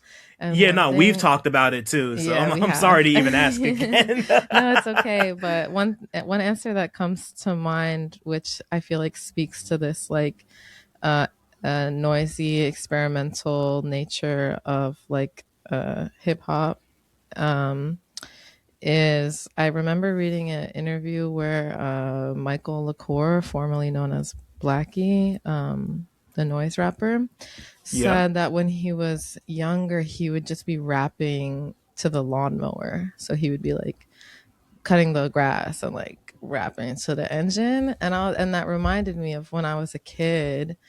I always like it was just like one of those funny things kids do, but like whenever I would be on like long car rides with my family, like my grandparents lived a couple hours away and would go a lot on the weekend, so it would be like an hour or so on the highway and I would just like open the window so it's like hella loud and just like sing. Like I was really into like singing into the white noise, and I think I was like kind of shy, and I was like, if I sing out the window, like no one will know that this is how I'm passing the time. They'll just think I'm chilling with my head out the window. um Yeah. so I feel like in a way I've always been like a sound person and into music and sound design, and like I've always like enjoyed soundtracks and like things that are not musical. Like I've enjoyed listening to that kind of stuff in music that has those kind of elements, including stuff like 3 6 and Wu-Tang and Gravediggers, and more arguably musical output, but also more like noisy stuff and punk stuff like Black Flag and Nirvana and Sonic Youth and those kind of things. And that was like me in like middle school, high school, listening Yeah. to that stuff. And shortly after, I just found like actual noise music happening IRL. But also, yeah, I mean, I didn't grow up in a super musical family, but music is a big part of like my culture. So I grew up going to like weddings and like these like folk dancing classes where it's like there's live drums with the darbuka, and I had an uncle who played drums, and he also played accordion and like these like more folk instruments, and Let's that's go. kind of what turned me on to being like, it's like, in western in the western white colonial world, music is for the elite and art is for the elite. It's like more this entertainment thing. And even the critical thinking part of like fine art is for like academics and stuff. But having this like cultural connection to folk music, I feel like I've always known that like it's not just like this frilly thing. It has like a function in our society, and it's like a real outlet. And I think this is definitely what drew me to like club music and hip hop, is like people had Word. a purpose. You know, it's not just like some white dude complaining about his girlfriend, you know, like with a guitar. Like it's like real shit, real struggle. And I feel like, yeah, I mean, even as a young person, like hip hop's like unanimous support of Palestine and against Zionism, I feel like really spoke to Yeah. my sensibilities. And Right. yeah. Yeah. I mean, like once again, like as black people here, like like, couldn't agree more in terms of just like the practical use of music in like a cultural context. And yeah, like the fun one when I did a retrospective on 36 Chambers for Pitchfork like 5 years ago, and one of the fun things about revisiting 36 Chambers is realizing that they shout out the PLO a bunch on that album. And like to me, I was just like, damn, like that's like not even just like saying free Palestine. Like they're just like, yeah, like it's like PLO style is like their thing they say on a bunch of those tracks. And like Method Man and them still talk about that to this day. So because somebody brought it up in an interview recently. And like, yeah, like that's like like a lot of those like second, third, fourth wave rap groups, and like people like them and like X Clan and like even Gravediggers to an extent. Like it was all there. And like and then of course like the big obvious ones like Public Enemy, this that, like it's there's a lot of different ways to come at that, and kind of moving through it myself from like my obsession with the South for a really long time, like everything happening in like Georgia and Memphis, in Atlanta, Memphis in like the early 2000s, and then doing the real digging and figuring all that stuff out, like, and just making the connections between like what I was doing, like as a black person, and just the history. It's that shit's important, like for us especially, like that's like, it's not even just expression. It's really like, it's like some of the only forms of it's really some of the only forms of expression from people like us that people take seriously and will like actually intentionally hone in on. So, it better have some value, like so like as what I see like or actually no, I want to ask Sha Ray before we move on. Or actually no, I want to ask both of you. So, like all of this is happening, and like once again, Haram, this is something we've talked about as well, but like when did you know music was going to become more than just a hobby, and like this was your, I'm doing this, I'm a lifer. It's hard to pick any one real moment because I've never necessarily viewed music as just being a hobby. Mm-hmm. Like, because, like, as you're saying, how music is such a strong cultural export and artifact for Black people, like, it's hard for me to ever think of making music as a hobby because I truly have just always known that this is just like a part of who I am. And not only is it a part of who I am, it's like I have real cultural ownership over the things that I'm making and also the things that I consume from other artists. It's like being a musician is low key the same as like being Black, in my opinion. Like it's so like connected to my identity as a person that it's like hard for me to even think of it as a hobby almost, because it's just like it's something that it doesn't matter how much money I'm making, how who I'm working with, where I am, like I will be making music even if it's just for me and no one cares and nobody listens to it. Like it's something that I simply have to do. Say word. It's something that I have to do, but it's also just like something that I will do. Like it's not even like, oh, I have to do this, or like, I'm not gonna be okay. It's almost just like it's going to, like a song is going to come out.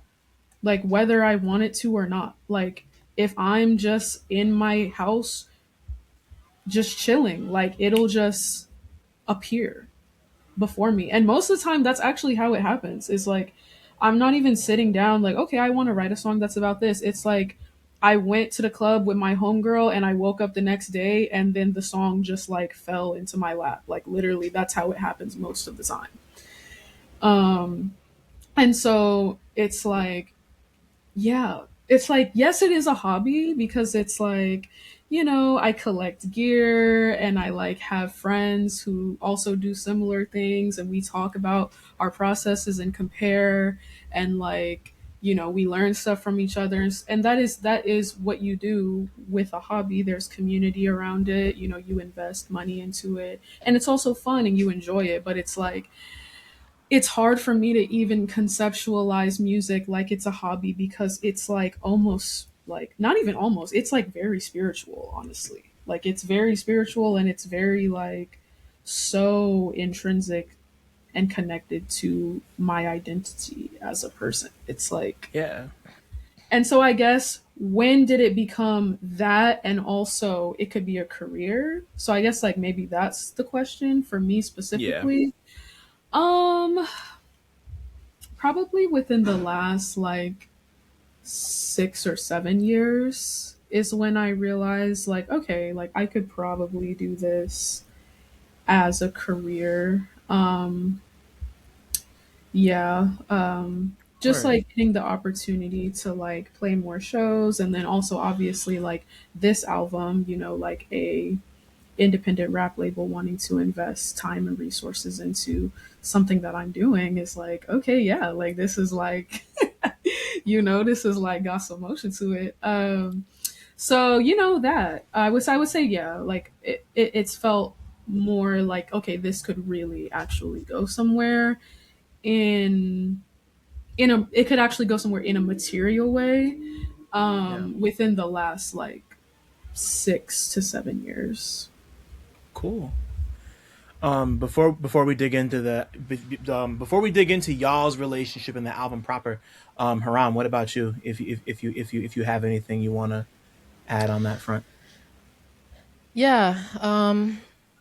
So before I started DJing and playing music, I was kind of trying to be like a full-time organizer. I mean, I was Mm-hmm. kind of like a little bit of a street punk. I wasn't like so serious, but that's what I spent like my life doing, like being Yep. homeless and organizing, and squatting and all these other things that are arguably part of organizing. But there was a point where I was like, no, consciously, I don't want to keep being an organizer and organizing protests and stuff. I think like cultural work is more important, and like having something to contribute besides, hey, come to this protest, but having like some culture and some ideals that you can share with people is more valuable. Like my first DJ set ever was playing a fundraiser for my friend's legal expenses because, some months earlier we were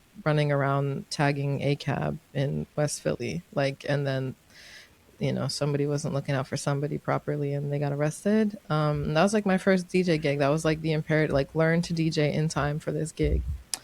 Wow. And then I would say like 5 years later is when I first got asked to be on a DJ agency in 2015 or 16. I joined Discwoman, and that was when I was first like, oh, Yep. this is a job, not just like this organizing community historical work, but now it's a job.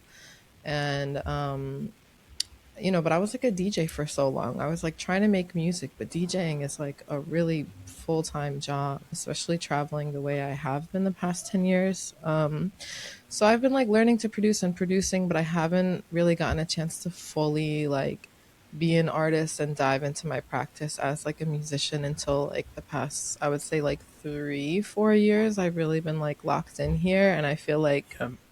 I mean, the reality, like, I have been like basically a full time working artist for the past 10 years. So, like, I definitely am assured in that way that I'm like on this path or whatever. But actually, as many people in my class and position know, you make your money in so many random different ways. Like you randomly make a big check off of a shoe company that doesn't even care about you making, like, you know what I mean? It's not all like, yeah, Uh-huh. I like wake up inspired as fuck and people give me money because they're like, hell yeah, like we love your Right. art. But I think in the past, especially like year or two, I've noticed myself really be able to like express myself and like find home and find relief in like making music. Like in the past, I would like go on tour and need like a week, 2 weeks to like cover. I don't even want to go in the studio, but like every time I've been home in between tour dates, I've been like running to come to the studio and like make some shit because I just can express myself that way now. And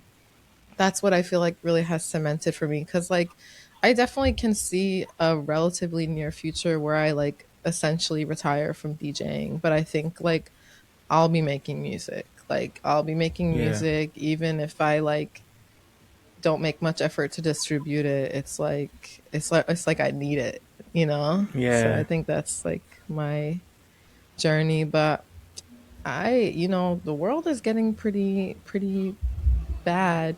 The economy is getting pretty bad. I really can't say how I'll be like making money and what my career will really look like in 5, 10 years. I don't know, but Mm-hmm. yeah. But we'll figure it out, you know. And yeah, I mean, like even like even if all that stuff's in flux, like it's just always good to have something to nourish the soul. And like you said, like it's like we've been saying really the whole time, like like these messages and these ideologies and these kind of like shared thoughts and feelings, like they're really easily expressible through art, through movies, through music. And it's like that's how a lot of people digest these things, at least at first, you know. Like it's a pretty easy portal into those types of things. I mean, like yeah, just like even like on my end, like having just picked up production within the last like 6 7 months or whatever, like that's been, you know, like as somebody who also grew up in a musical household and like played music to certain different degrees and used to sing and all this other shit, like, you know, like coming back to that after having just kind of solely written about this stuff for 10 years, 11, 12, 13 years, however long it's been, is like, you know, like if it, like it is nourishing in that way. And it's nice to, you know, like like it's of course nice to be able to like profit off of that, I guess. It feels like dirty to even say, but like more than anything, like I would just be doing that just because, you know, like it's nourishing and it connects me with people. And that's, you know, like in obviously in some ways it's more valuable than money, but in other ways it's like, you know, like you know, like that plus money equals life type shit. So, you know, I don't know, just like the both of y'all, you're both very forward about what your music is about, even if it's couched in poetry, or even, you know, like it's like you're both very clear, you both very clearly stand for things that matter and that give a shit, on top of making music that sounds good and is cool, you know. Like it's like those, all of those things matter. And that's part of the reason why I love this project and this creative union between the two of y'all. So I wanted to ask, like, when did y'all first connect? Because I know, like, of course, Fishnets from Beside Myself is a thing that existed before this album, but it feels like to me, I mean, this is a story I don't know. So, like, it seems to me like your relationship stretches a little further back than that. So, like, break down, how this union started. But let's jump back to when y'all two first met, and when, yeah, just like talk to me about the initial meeting and how y'all's connection first started. I can start, but there's like I don't know if y'all can hear that like huge lawnmower in the back or whatever that is. It's yeah, Okay. yeah, it's all good, but I can get it. I Drop can get it in 16. Okay. yeah, come on, let's go. Drop 16 on the lawnmower beat. Yeah, no, yeah, I could take it out in post. It's all good. Okay, Don't trip period. about it. So yeah, Haram and I, well, we actually didn't officially meet at this show, I don't think. But Haram and I connected at a show that I played in elsewhere in Brooklyn. Haram was at that show. I don't think that we actually met physically at the show, but like we became mutuals. after that because I was already aware of 700 Bliss at the time. Yeah. Because I'm a huge More Mother fan, so I was already aware of DJ Haram. But we became mutuals after that show, and then literally I just screenshotted the tweet, but you tweeted, "Oh, I'm trying to make some Scaring the Bros music." And I replied to the tweet, and that's pretty much like we just became friends and collaborators because I Yeah. slid in the DMs basically. So yeah, that's pretty much the story of us linking. Damn. Wow. I love that. And yeah, like it like from then when did fishnets happen? Fishnets happened because we were like talking about making music, kind of sending beats back and forth, like just like I think I had sent violin samples and we were just talking and like just getting to know each other. And then I think you sent the beat for fishnets to me first and I recorded the verse. And then Baby Mother got on it after I recorded my verse. And then we Yeah. finished the song. I think I added some more after we had her stuff. And then, yeah, and then that was the track. So actually something that I think is so relevant or like interesting or like I don't know whatever is that actually we were working on Critical Thought while I was still working on my solo album. Oh, so it goes back that far. Okay. Yeah, so like number one, there are so many cool rappers in the world, but it's a different type of connection when you can actually like see somebody do their thing. Like it's like, you know, there's so many people you can find on the internet, right? But to me it kind of like means something to see somebody IRL, and also it says something about them that they're like actually trying to go do their thing and play these shows and like rap in person and not just like wait until they get like a big bag and then they'll go on the road or whatever. Like Uh-huh. I really like I could definitely post on the internet, be like, who wants beats, who wants to collab or whatever. But I feel like it's fun for me to go to shows and be like, oh shit, who is this? And I did say, what's up to you, sister? I was like, you're so good, oh my god. But I was probably like one of 6 people flocking you. You have a very alluring aura. Okay, it was like a cloud of like feather, like very anime coded, honestly, like feathers and hearts and glitter just like around you. I was just like, I do not doubt that I was probably on full diva mode, like yeah, especially we in love Brooklyn. Sha Ray. Like We love Sha especially Ray. Yeah, if man. I was playing elsewhere in Brooklyn, you already know like I was yeah, that was fully Sha Ray in that moment. That was not Kayla. Yeah, but yeah, then you slid in my DMs, and I was like, oh hey,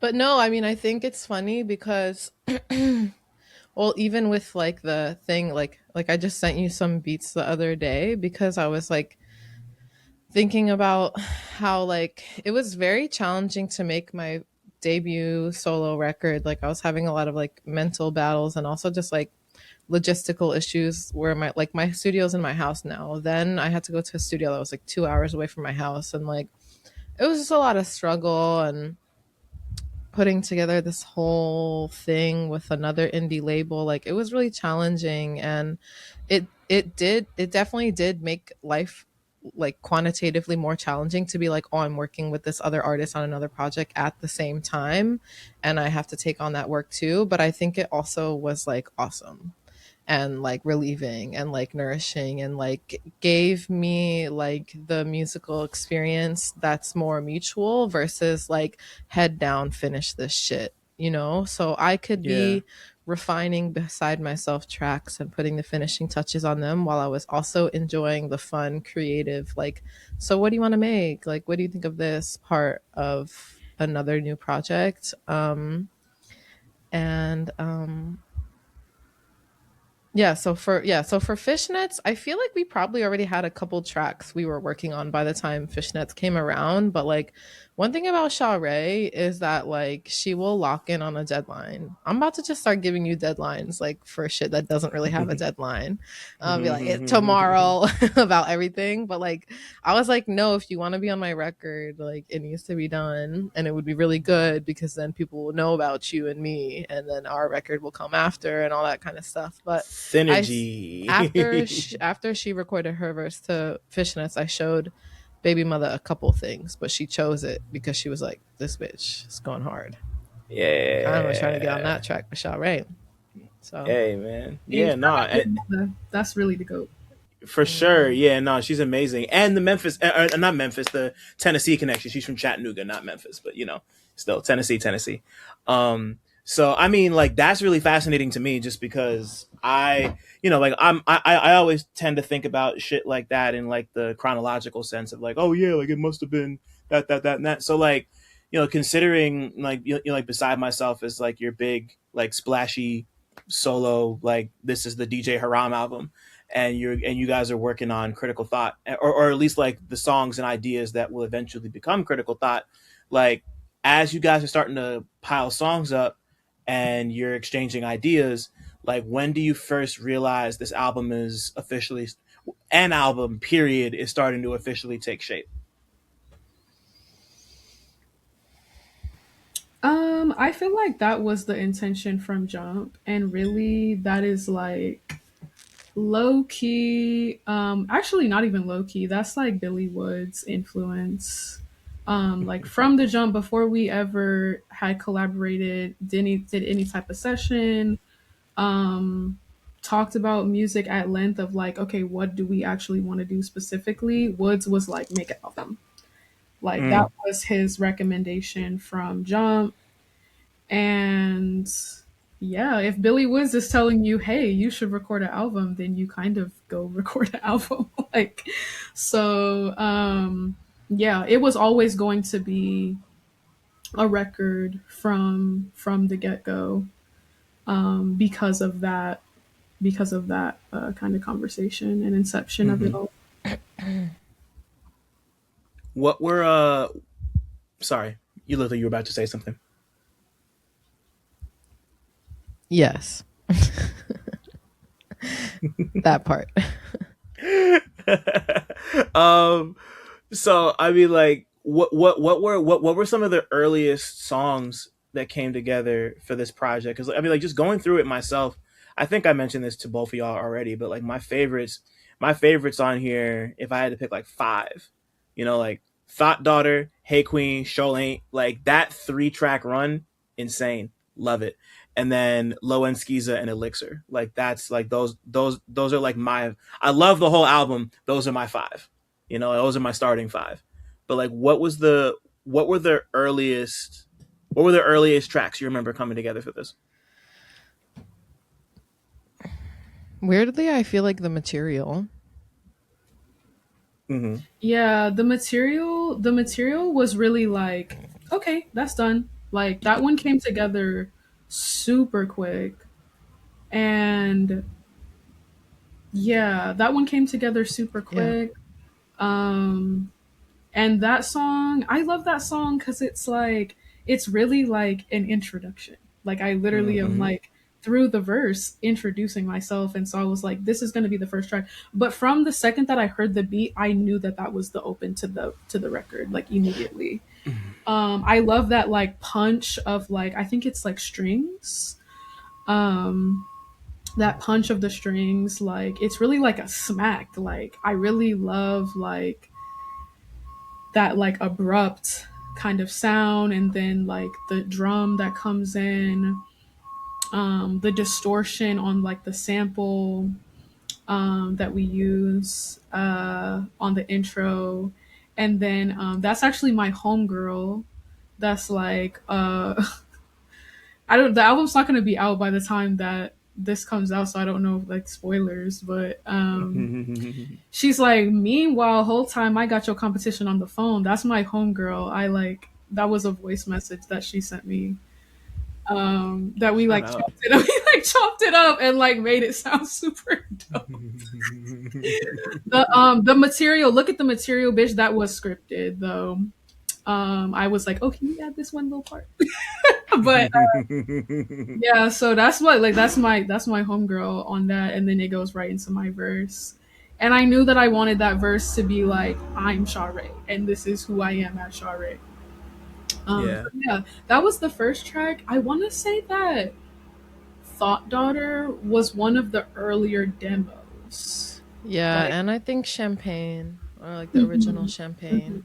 yeah, Champagne and Thought Daughter were like one of the first like demos, but the track as it sounds on the album is like pretty different from the original. Like those songs really transformed over the versions, and the writing and just like the overall energy of the tracks are really the same pretty much, but we really kind of took those demos and really ran with it in terms of like developing it into what it became. Mm-hmm. And yeah, I know, Sha, you've gone on record a couple times, I think on Twitter, and maybe in a piece of writing I saw, or maybe we were just talking about it, but just like that this thing, like this was like y'all made this kind of like as like this is a horror movie, like y'all like made a horror movie album, which like it's like I was saying before, I think it was off camera, like I love like you both being familiar with both of y'all's work. Like you're both really you're both working really hard to both meet each other where you're at musically, but also create something to like create something together that's not necessary. Like I don't listen to this album and think of it as like you two creating a world that's like a combination of both of you. It's like you're both your own separate beings, and you're like pulling each other into your own worlds, like from track to track to track, which to me is more interesting because you both have such distinct musical personas. And then especially like filter in the horror aspect, like like it does, like this is only like this is barely 10 tracks long, right? 3, 4, 5, 6. Yeah, no, this is like 9 tracks long, so like the fact that this project feels as fleshed out and lived in as it does, and it's only 9 songs long, is like really something, especially considering that this is like Sha, this is your first album, like you've been through quite a few iterations to finally get to the album, I mean, like, I guess, like, would either of you be willing to speak to any other ways this album specifically plays into? I mean, like, we've already kind of touched on it a bit, but I'm really interested in like the horror aspect of it for the both of y'all, like both lyrically and sonically.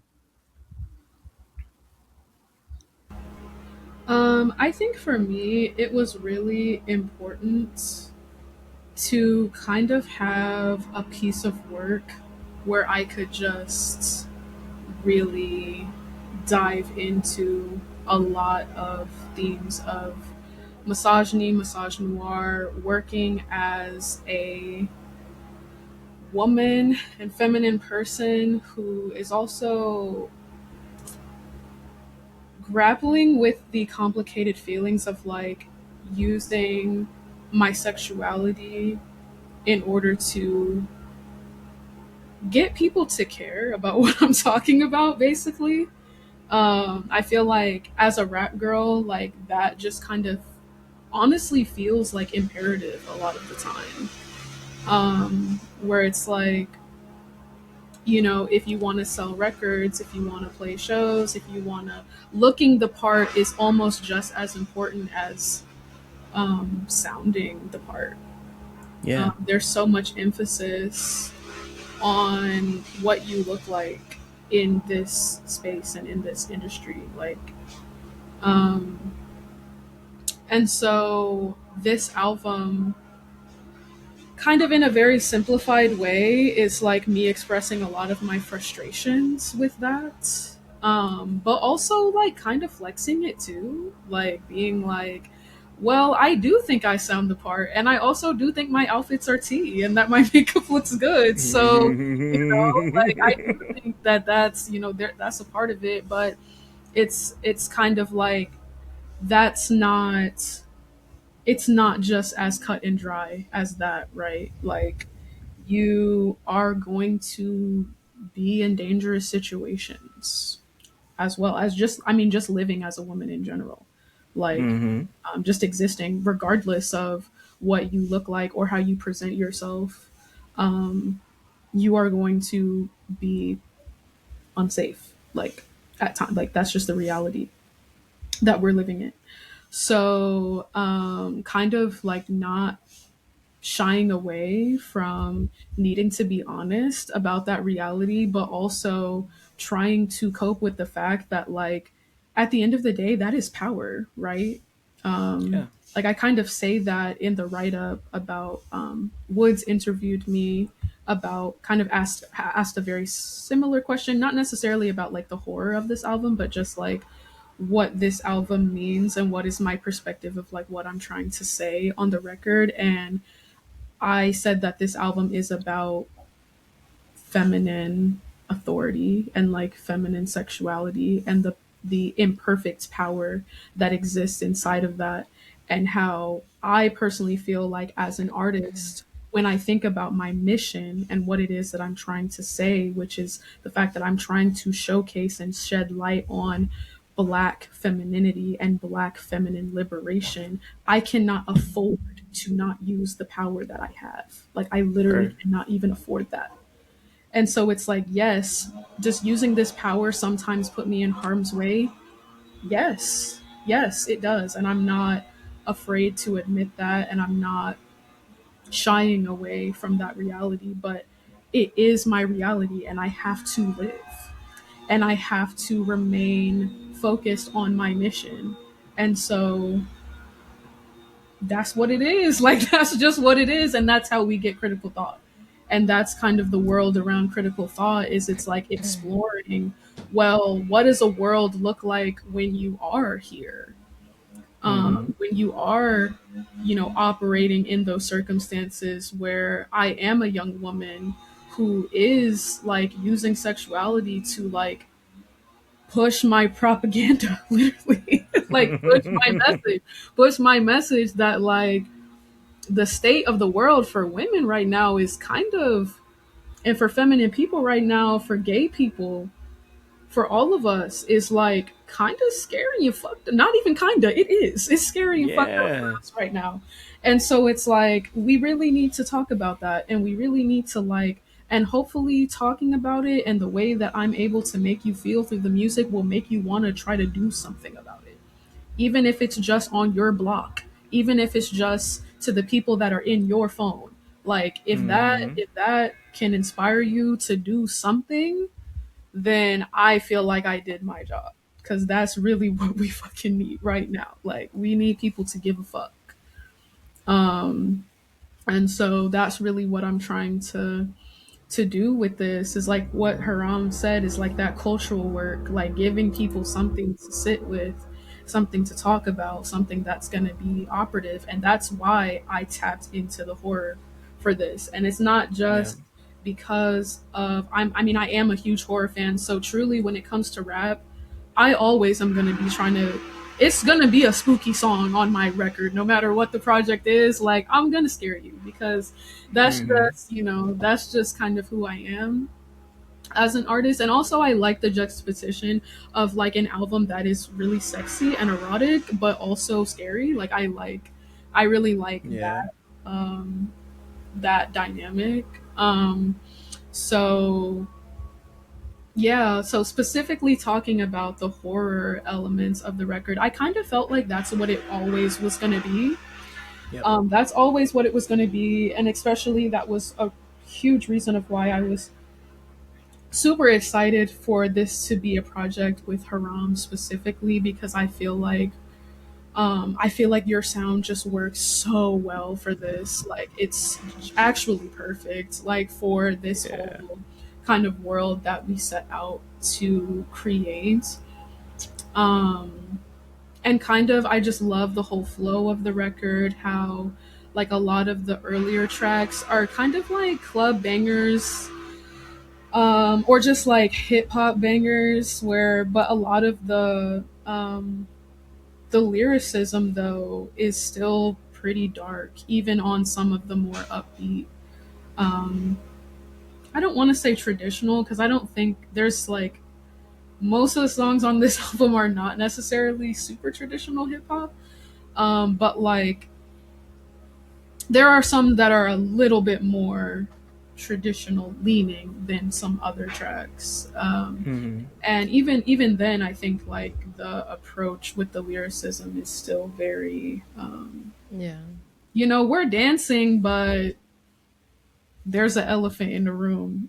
You know, especially songs like Champagne, for sure. Yep. That one's a huge one in that way, where the lyrics are actually pretty dark and aggressive, but the beat is very like, it's twerkable still. You know, Like Low End Skiza kind of gives me that type of feeling too. I am obsessed with Low End Skiza. That song With is that fucking song. crazy. I am obsessed with that song, and I really fell in love with that song all over again, because Low End Skiza, conceptually, the way that I have been thinking about it on, you know, my 105th listen now, is like, Low End Skiza is me thinking of myself as the villain in the horror movie. Like, the Low End Skiza is a character. She is a villain. Like, I mean, on that song, I literally am like, niggas really only getting pussy with coercion, drink poison. Like, I'm talking about murdering an abusive man. Exactly. You know, and I really love like thinking about the Low End Skiza as a character who is a monster in a feminist horror film, because it kind of reminds me of Barbarian, if both or either of y'all have seen that, where there's like this very like horror movie trope of just like an old woman who's kind of like scary looking, and that's inherently like, oh, we're supposed to be scared of that. But like, I feel like the character in that story is kind of like misunderstood, where she's like, oh, we're so scared that she's gonna like hurt us and all of this stuff, but it's like, this is a woman who's just trapped in this guy's basement forever. So it's like, doesn't it make sense that she's being weird? Like, like you would like be looking kind of crazy too if you were just trapped in this guy's basement for like 30 years. Like, that's crazy. Like, I don't know, a little bit of empathy for her. I don't know. Like, so I kind of think of the Low End Skiza that way too, of like, where it's like this kind of like, you know, sexy woman, and projecting like this horror image onto like a woman who is, wears her sexuality very much on the surface, who is also very like vengeful towards either just abusers in general, or perhaps a partner who has wronged her. And I feel like in a lot of ways, kind of even taking it back to Obsession, how there are people who can walk away from that movie and be like, no, Nikki is the villain.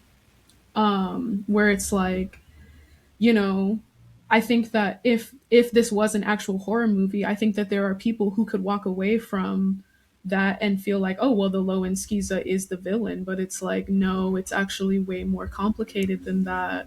Like, is she the villain because she poisoned this man who was violent towards her? I mean, you know, like, I don't know if we can fully argue that. Fully argue that. And so that's kind of what I'm doing on that track. And I just love that. I love that track so much. And also the beat is just crazy. Like, the beat is slapping. The beat is the beat sounds evil. Like, the beat itself sounds so evil, and like, so like, yes, I just love that beat. It's so like, the bass and like literally the low end of the track is so sinister feeling, but then there's a bunch of stuff happening on the high end that's actually really fun and like cute. And so it's kind of like, I love that track. I just love that track so much. Do you have anything you want to add to that, Haram? Yeah, I mean, I think that like scary, heavy music is kind of like my thing. I definitely do. I have a, you know, big range or whatever, but like, come on, this is the archetype that I work in. I'm DJ Haram. It's like what's forbidden, what's in the illegal underbelly, like the whore, the witch, the anti-hero, like that's my tea. And it's like it's like a shameless thing. It's like a like yeah, like literally like whatever you gotta say, like double it, pass it to the next one. Like I don't really give a fuck. I can be the bad guy because like I got people like Sha Ray on my side who are like, yeah, Let's go. let's make it worse. But you know, not to be like repetitive or anything like this, because this is the same stuff I'm talking about when I was doing press about Beside Myself. But you know, all of this work was made post October 7th, and like I think just like my experience in the world, especially as like a DJ who was like DJing for work, not for like community and friendship and love and joy, but like for work, having to do this work of like entertaining people and making them happy, and like thinking about things like October 7th popping off at a music festival where people are partying on land taken by genocide and colonialism, just like in New York City, just like in California. Like this shit is dark. And like, you know, I was also very broke and going through a lot at this time. And it's like, I was at the peak of my like broke people should never laugh era. And like, I just couldn't make like happier, lighter music. You'll notice in the credits, because super duper shout out to the nuance and like fullness that my collaborators as co-producers brought, which obviously the most frequent production collaborator is Sha Ray, who co-produced Champagne and Bouquets, and Sholane, which both have like kind of like a beat switch moment, so you can kind of tell what's going on there. And I think those are very like twerkable and dancey and club ready, like she said, even despite the lyrics, which I think is super common in raps that women write. Like they'll be like, well, like, you know, like talking about suicide, but like also throwing it back. But then also on Hey Queen and Strictly, the other two more like clubby tracks, I had co-producers. And like, I mean, I think it's like really cool and honestly like very deeply wholesome and sincere that it's like I want to access those parts of myself. I don't want to get brain damage by repressing how I feel and just being dark and negative and consumed with the worst entities in the world every single day. But like I need help. Like someone brings some life into this, and like I feel like the co-producers really helped. But like if you need the sinister, if you need the scare without the jump, like that's my thing. Like you know. No, I love the scare without the jump. That's so dope. That's so dope. And like y'all brought it up, but like Sholane is one that I keep coming back to specifically because of the way it's kind of like split in half. And yeah, like I was saying before, like the back half is like that's like a Milwaukee Low End song, which is like really cool and something that completely caught me off guard, especially considering how that song starts, you know. And like this is what I'm saying when like you know like you're still like there's still quite a bit of like what made Beside Myself so prickly and fascinating from like a sound design standpoint. But you really are like, you know, like there's like clubby shit on here, there's like hyphy shit on here, you know, like some stuff that you know, like you and like More Mother aren't even really doing that type of stuff. So like you're really kind of stretching, you're stretching in those directions, and it sounds great, you know. As much as I want to be like, I too would like to claim a title in the world of experimental rap. As much as I want to do that too, I'm also just like, no, you guys, like all my other work is so weird. Like this is banging. This is $1 million fucking dollars per verse. This is, everybody should love this shit down. Like Sha Ray brings that, I feel like. Yeah. Yeah, I could. Yeah, I mean, like I couldn't agree more. Yeah, it's like you really got to be a special and skilled type of rapper to be able to approach any of this stuff. You know, like this isn't like your typical. This just isn't typical. Like you're not just like rhyming over a drumless loop, which like is obviously challenging and like interesting for its own reasons. But like this is there's a lot more going on here, and like finding a pocket and riding it and not being subsumed by it is tough. You know, it'd be tough for anybody, but like you hold your own on all of these fucking songs, and once again, for this to be like the day, and you're like it's special for you both because like this is your proper like debut album as an artist, period, and you know outside of 700 Bliss, this is your like this is another like I'm part of a duo type thing and then like coming directly from Beside Myself, you know. So like it's y'all really needed to be in sync, and you're in sync, Yeah, you it's know. also Like the first like femme rap record to come out on Backwoodz hip hop. that's the next thing I was gonna say. Which is, Yeah, like, that's crazy. Like yeah, yeah. that's so tight. Yeah, no, like you know, like busting down the gate in that respect is, and you know, like that was gonna be the last question I wanted to ask before we formally wrap this, is like the perception of the average Backwoodz fan is somebody who wouldn't be necessarily be caught close to stuff that's kind of like, once again, clubby, hyphy adjacent, um, you know, just like y'all are really busting the door down in a lot of respects.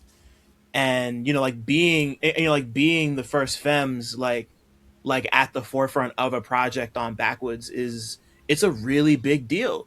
And for it to be like this specific type of sound is doubly a big deal. And you're like, and like, of course, that isn't that that isn't to say that people who like Backwoodz don't like this type of stuff, but like there's probably some people listening to like Gollywog, for example, who wouldn't go reaching for this if it wasn't on the label that, you know, like that the house that Billy Woods built, you know. So like coming into this like as the two incredible artists that you are, and finding this union, like what, you know, like what do y'all feel like you're prepared for what's gonna come with that? Like what are you expecting to come from that?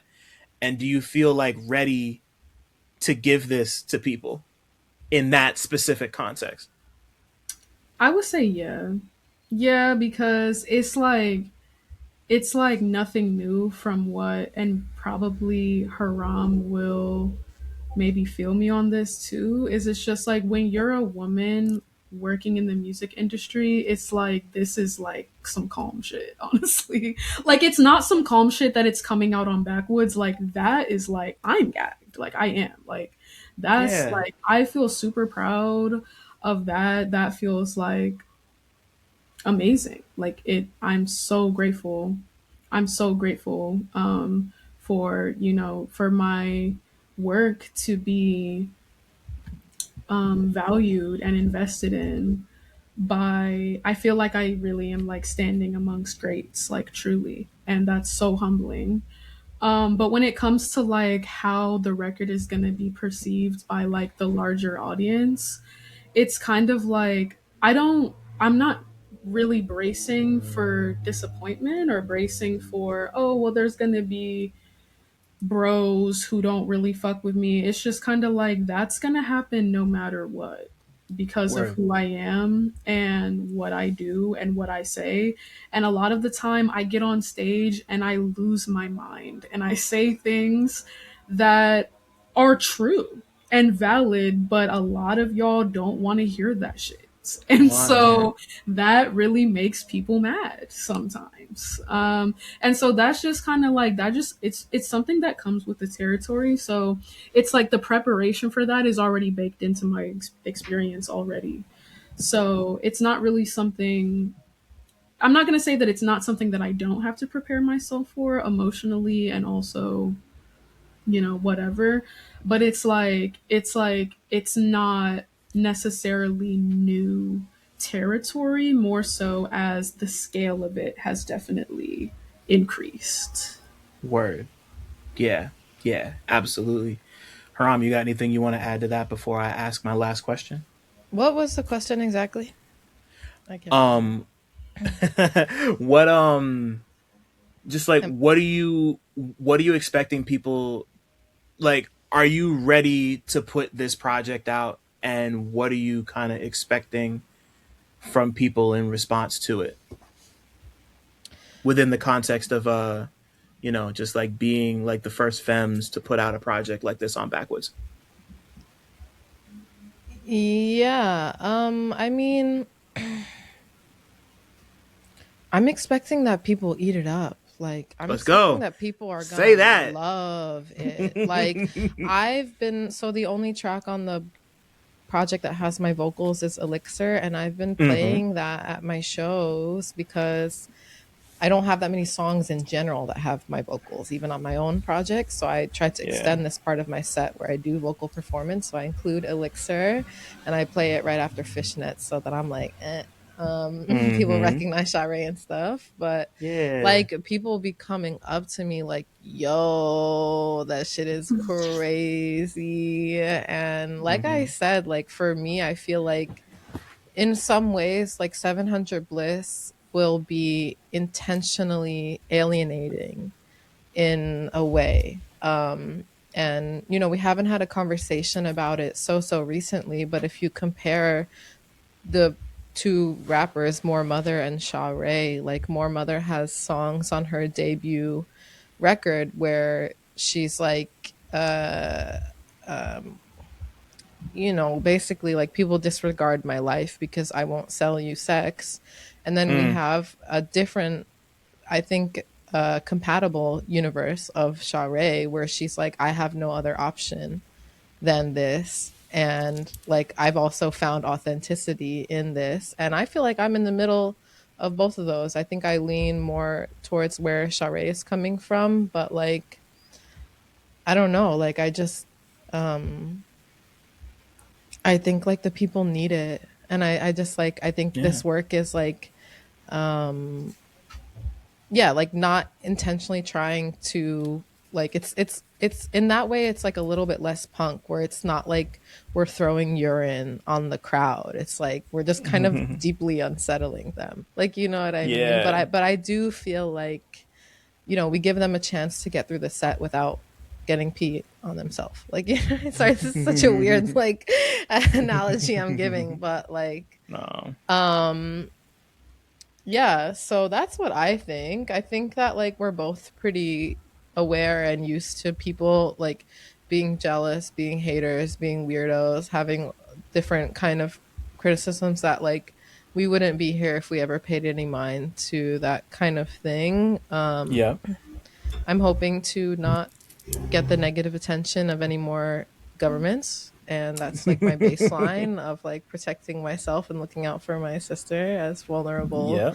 marginalized people in this world. But I think it's gonna go over amazingly. Like I think it's gonna Yeah. be like great. And it's like, yeah, that's kind of how like that's I don't know. I mean people I feel more strongly about this than my own stuff, because if you're asking about Hey. just me, I would be like, whatever, if you don't like it, like don't listen to it. But with this stuff, I'm just like, whatever, if you don't like it, listen to it and it still will change you.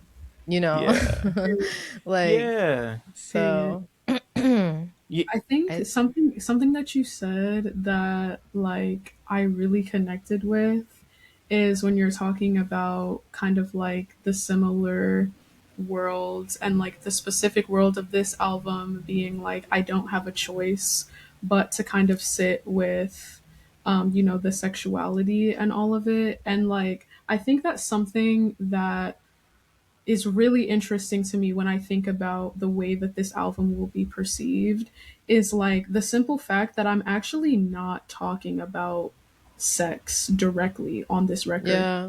Oh, you cannot find a single bar on this record where I talk about performing a sexual act on someone else Mm-hmm. or someone performing that on me. That does not happen on this record, not one time.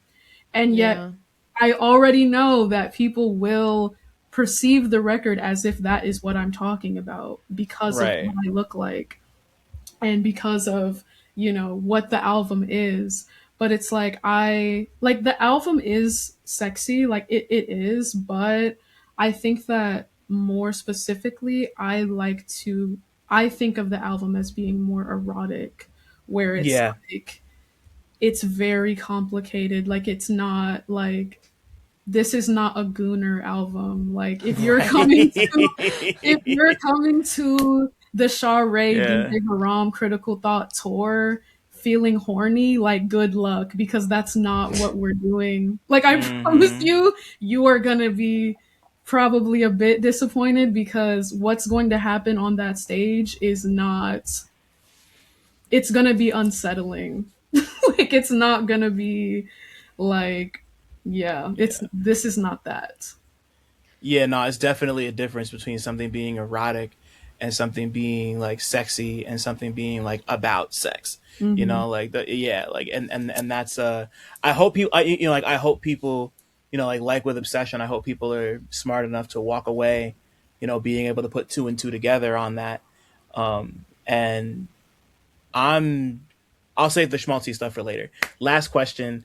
If y'all lives were movies, what would they be about? It could be one together. You could do separate ones. I leave that pretty open ended, but I always end with that Ooh. one. Oh my goodness. I mean, there was one that came to mind immediately. Like Go for it. immediately. And it's Crooklyn. Come on. It's Crooklyn. If my life was a movie, it would be Crooklyn. Like the whole like it's so like little black girl has to go live with her grandma because stuff at home is going crazy, and she just has this adventure over the summer, like living with her grandmother in a different town. And we kind of see her, it's almost like very like slice of life in a way.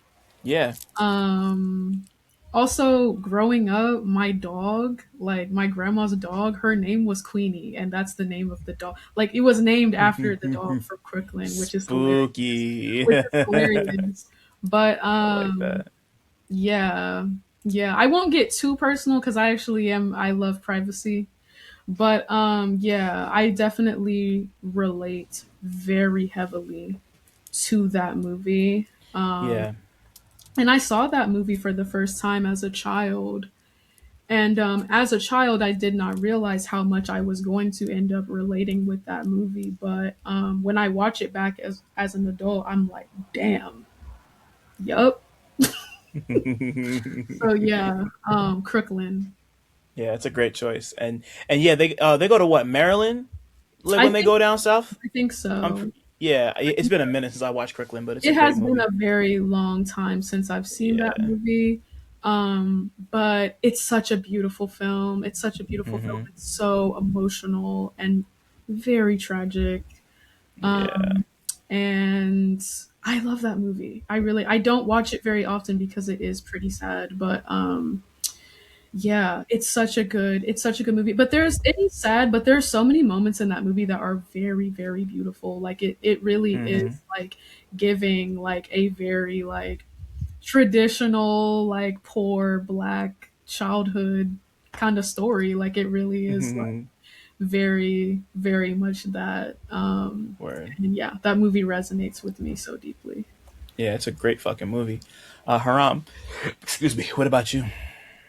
I think that so when this interview comes out, only a couple days later, our movie, a movie that we made, is coming out. Yeah. And this is my first time ever making a music video that has a narrative.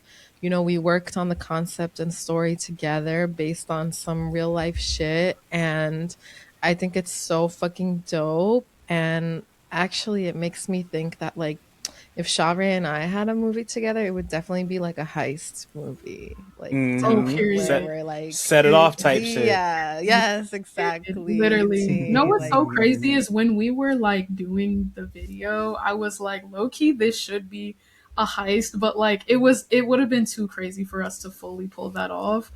But like that was one thing that I had in the back of my mind. So you're so right. If we ever did like a actual short film or like even a feature, like if there was a Critical Thot feature, it would be like we just robbed this corporation that had a vault and there's a man in the trunk. Yeah, Like it just goes from there.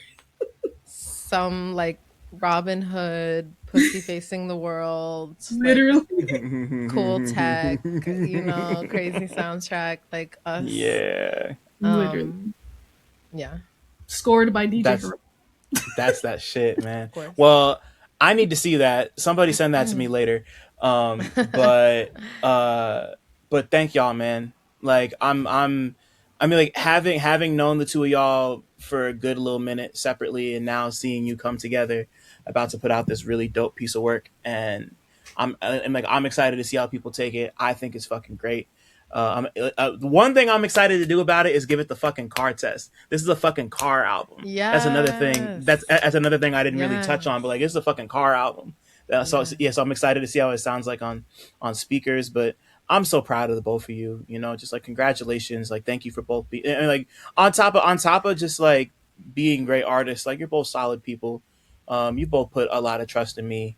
And like even like we've been here for over 2.5 hours. I didn't think it was gonna go this long. But I really appreciate y'all, you know, like wanting to do this and being as supportive as you've both been of me, and it really means a lot. You know, I really don't take the trust of any woman in my life for granted, you know, as any masked person should think all the time. Like it means a lot, you know. So thank you, truly. Thank you. This was super cool. Thank you, Dylan. Yeah, nah, man. It's Time flew, except for when I needed a break. Nah, man. I'm just happy. I'm just happy. I'm happy we did it, and we got to talk about the big movie and all the good shit, you know. Yes, go get Critical Thot out now on Backwoodz Studioz. Sha Ray debut, DJ Haram on production. Let's fucking go. Run. Hey, shout out J Word, shout out Nappy Nina, shout out. Yep. Yeah, I just appreciate it. It means a lot. Thanks for having me. Shout out the homies all day, every day. Thanks for listening. Shout out to y'all for making it this far. And shout out to all the black people listening too, because y'all really impeccable. Don't forget to like, subscribe, and tell a friend to come through next time. 1.